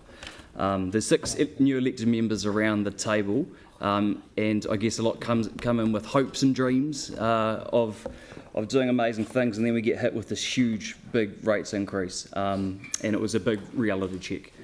there was a need for amendments because that was the opportunity that councillors had to change the plan. And some of these were savings. Councillor McDonald, I think, put forward some pretty good ideas that do need to be explored more. And I trust we will in due course when we can. And staff worked hard at providing a number of different potential savings options. It's just in my view as councillors, I don't think we spent enough time going through those. I feel like we did rush through them at the speed of light. We barely discussed them with one another as a team, and I do feel like we needed to. And we maybe haven't gone as far as we need to. Cuts level of service won't necessarily be popular, but who's feeling popular right now? There's nothing popular about a big rates increase either. And it could be that we are considering temporary levels of service cuts for 1 or 2 years to soften a blow and live within our means during a certain time. That is also possible. It doesn't mean they're permanent cuts. So I just need to have the confidence that we've done what I believe we need to do before I can support a plan. Just a note on the consultation document, I put forward an amendment. I believe the document needs to clearly state the advice we were given that says Te Kaha, currently forecast to open in April 2026, would have no bid incentive funding available through the event ecosystem for its first year. I feel like that does need to be made clear. A lot of investment has gone into the central city, and there's people waiting for the stadium. I feel like they'd be very, very interested to know we're potentially planning to shortchange major events funding, which seems quite important. I don't know how venues out of are expected to come up with that much in operational savings. Are they able to? I don't know. That advice hasn't been provided to us. I put the amendment forward, presumably it's been ruled out of order. That is a shame, but I feel like that does need to be known to the public for them to be able to have a meaningful say. And just to be clear, the resolutions we've got in front of us here aren't to have a plan or have a consultation. The resolution is for this consultation and this plan. So the vote is about this consultation or this plan, not having one altogether. So I just want to correct the record on that. Voting against doesn't mean you vote against the public having their say. It's voting against that consultation document, not just having a say altogether. Just need to be clear on that. Yeah. That you could have amended, Okay. you mean? Well, I put forward an amendment that was ruled out of order, so hence... Councillor voting Field. against Kia ora. I'm really looking forward to the consultation now that we've got it over the line, which is good. And absolutely thank you to all the staff that have been involved in it. I think it's going to be a really good consultation. Have we made it easier for our residents to understand what we're doing? I think there's probably some work-ons there, donut charts. So hopefully we can sharpen things up there. I note some councillors have bemoaned the lack of engagement. I'm not sure what's going on in Burwood, Kelly. Oh, he's not even here. He's not engaged in this. I don't think that is a problem in Banks Peninsula. I know right now, I can tell you right now, and I'm willing to take the Pepsi challenge on this one, that per head of population, and possibly even in raw numbers, the people of Banks Peninsula will engage and submit, and I hope we listen. Because when the people of Littleton or Akaroa say we're doing the heavy lifting when it comes to tourism, so we need the infrastructure to support that, I hope you're going to listen. And when the people of Birdlings Flat say they want chlorine removed from our water, I hope you're going to listen. And when the people of O'Kane's Bay say we don't even have drinking water and you've been promising it since 1923, I hope we're going to listen. And when the people of Church Bay say the logging trucks are coming through our village and destroying our road and we don't even have a complete footpath, I hope we're going to listen. And when the people of Governor's Bay come back and say we need to increase biodiversity and climate resilience so the fire doesn't come down to us next time, I hope we're going to listen. Because I've heard a lot of talk about rates as being too high, which signals to me that going down is the only way to go. But I've got about 30 different communities to get across over the next few months. And I look forward to the many cups of tea and scones and beers that I'm hopefully going to have. And hopefully not too many people are going to call me rude words, but we'll see. It happens. And I'm really looking forward to seeing what really is going down over that period. Thank you. Councillor Harrison-Hunt, please. Oh, why not? I cut my debate in half. I cut my debate in half last time. Did you not wave at me? You put your hand up, didn't you? To talk? Oh, hello. No, it's all right. Okay, no, that's right. No, move along. Councillor Johansson, please. To speak, I'm happy for him to.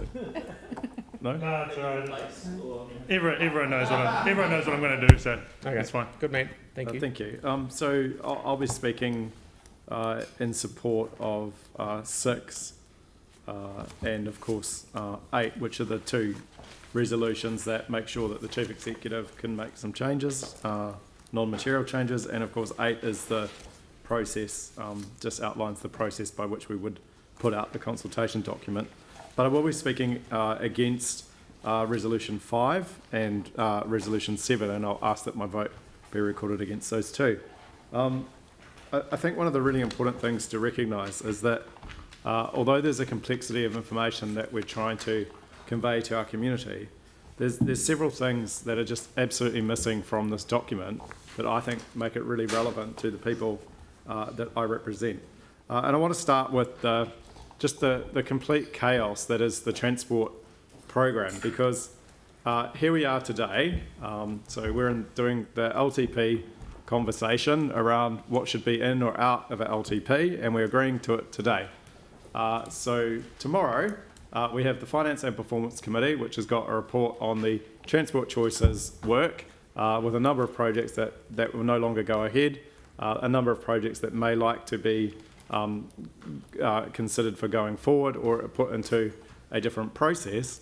And then on Thursday, and I have to say, hats off to staff, this is going to be in public, one of our first public briefings since our remarkable decision to be more open and transparent. We are going to have a briefing on the craft projects that are now not fully funded because the costs have increased. But I don't know what the cost increases are until Thursday. I'm approving the LTP today, and tomorrow I've got a different set of resolutions to look at other projects. It makes no sense. We should have something in our consultation document that talks about what we're going to do to improve safety and improve the transport for people in our local communities, which projects are costing what, and when they are expected to be delivered, so that people can have their say.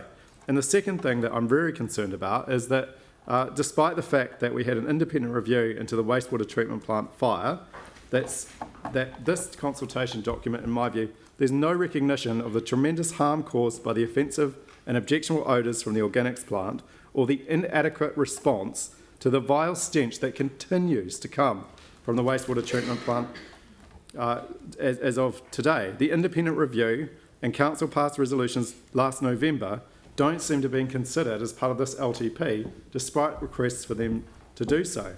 That report made clear, the review made clear, that there was no acknowledgement of how bad it was, that we were using minimising language and no recognition of the stress being experienced, and that there was a very strong likelihood that council was undervested in repairs in the eastern suburbs, and that the community noted that while streets were repaired, the final standard was barely functional and not to the standard of beautification that we had in other suburbs. Thank you very much. And the frustration with that, and I'll be very quick, is that my amendment to put $30 million in as a program level budget to address those concerns is ruled out of order, but yet we've got program budgets in our LTP of over nearly $100 million for other items that are acceptable. I don't think it's fair to that community to not have done the work, to not make explicit in the consultation document that we're taking those issues seriously and what we're doing to address Thank the you. harm. Yeah, thank you, Yanni. Okay, Councillor Kewen, did you have one, Pauline? I've spoken with Oh, sorry, no. Councillor Kewen, please. Yeah, it's been an interesting debate today and hearing from everyone, and it's always enlightening at times. I did, in the last LTP, vote against it. It was the quantum, it was the amount that put me off.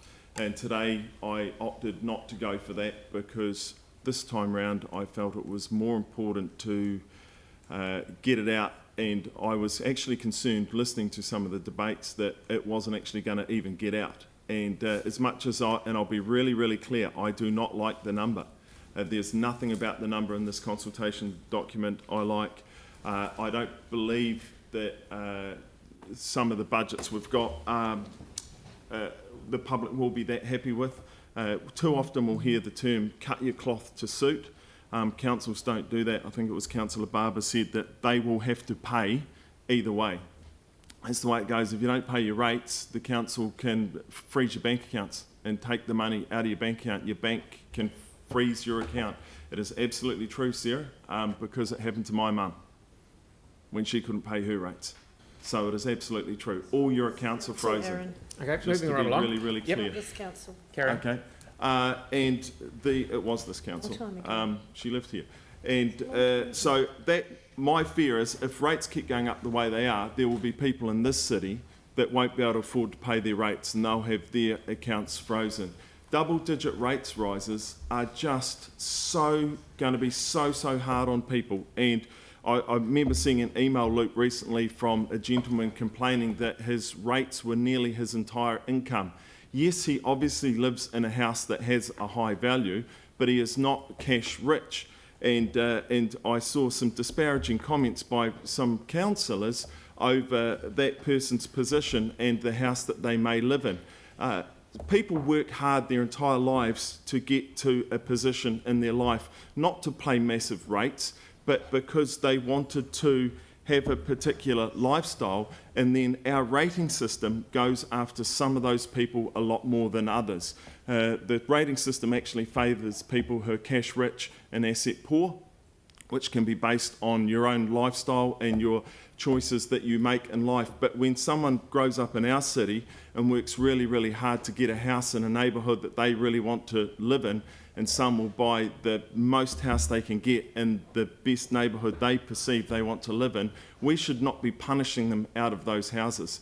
And high rates will always do that. And some people have lived in those houses for decades and then will not be able to afford to stay there in their retirement. And is that a responsible council that puts that on people? I don't know that it is. So I really hope that some people in our city speak up for those people. I'll continue to do so, but I'm yet one voice at this table. Okay, just to clarify, could I just ask something could be put on Newsline, etc., about how our staff work with people with regards to rates? Because my understanding from the people that I've been working with, they are outstanding. Okay, thank you, Righto. Okay, so yes, thank you very much. We've heard enough. So I will put that vote. All those in favour, and realising that Councillor Johansson wants to vote against a couple of things, and Sam will do that. For items 5, 6, 7 and 8, all those in favour, please say aye. Aye. Those against?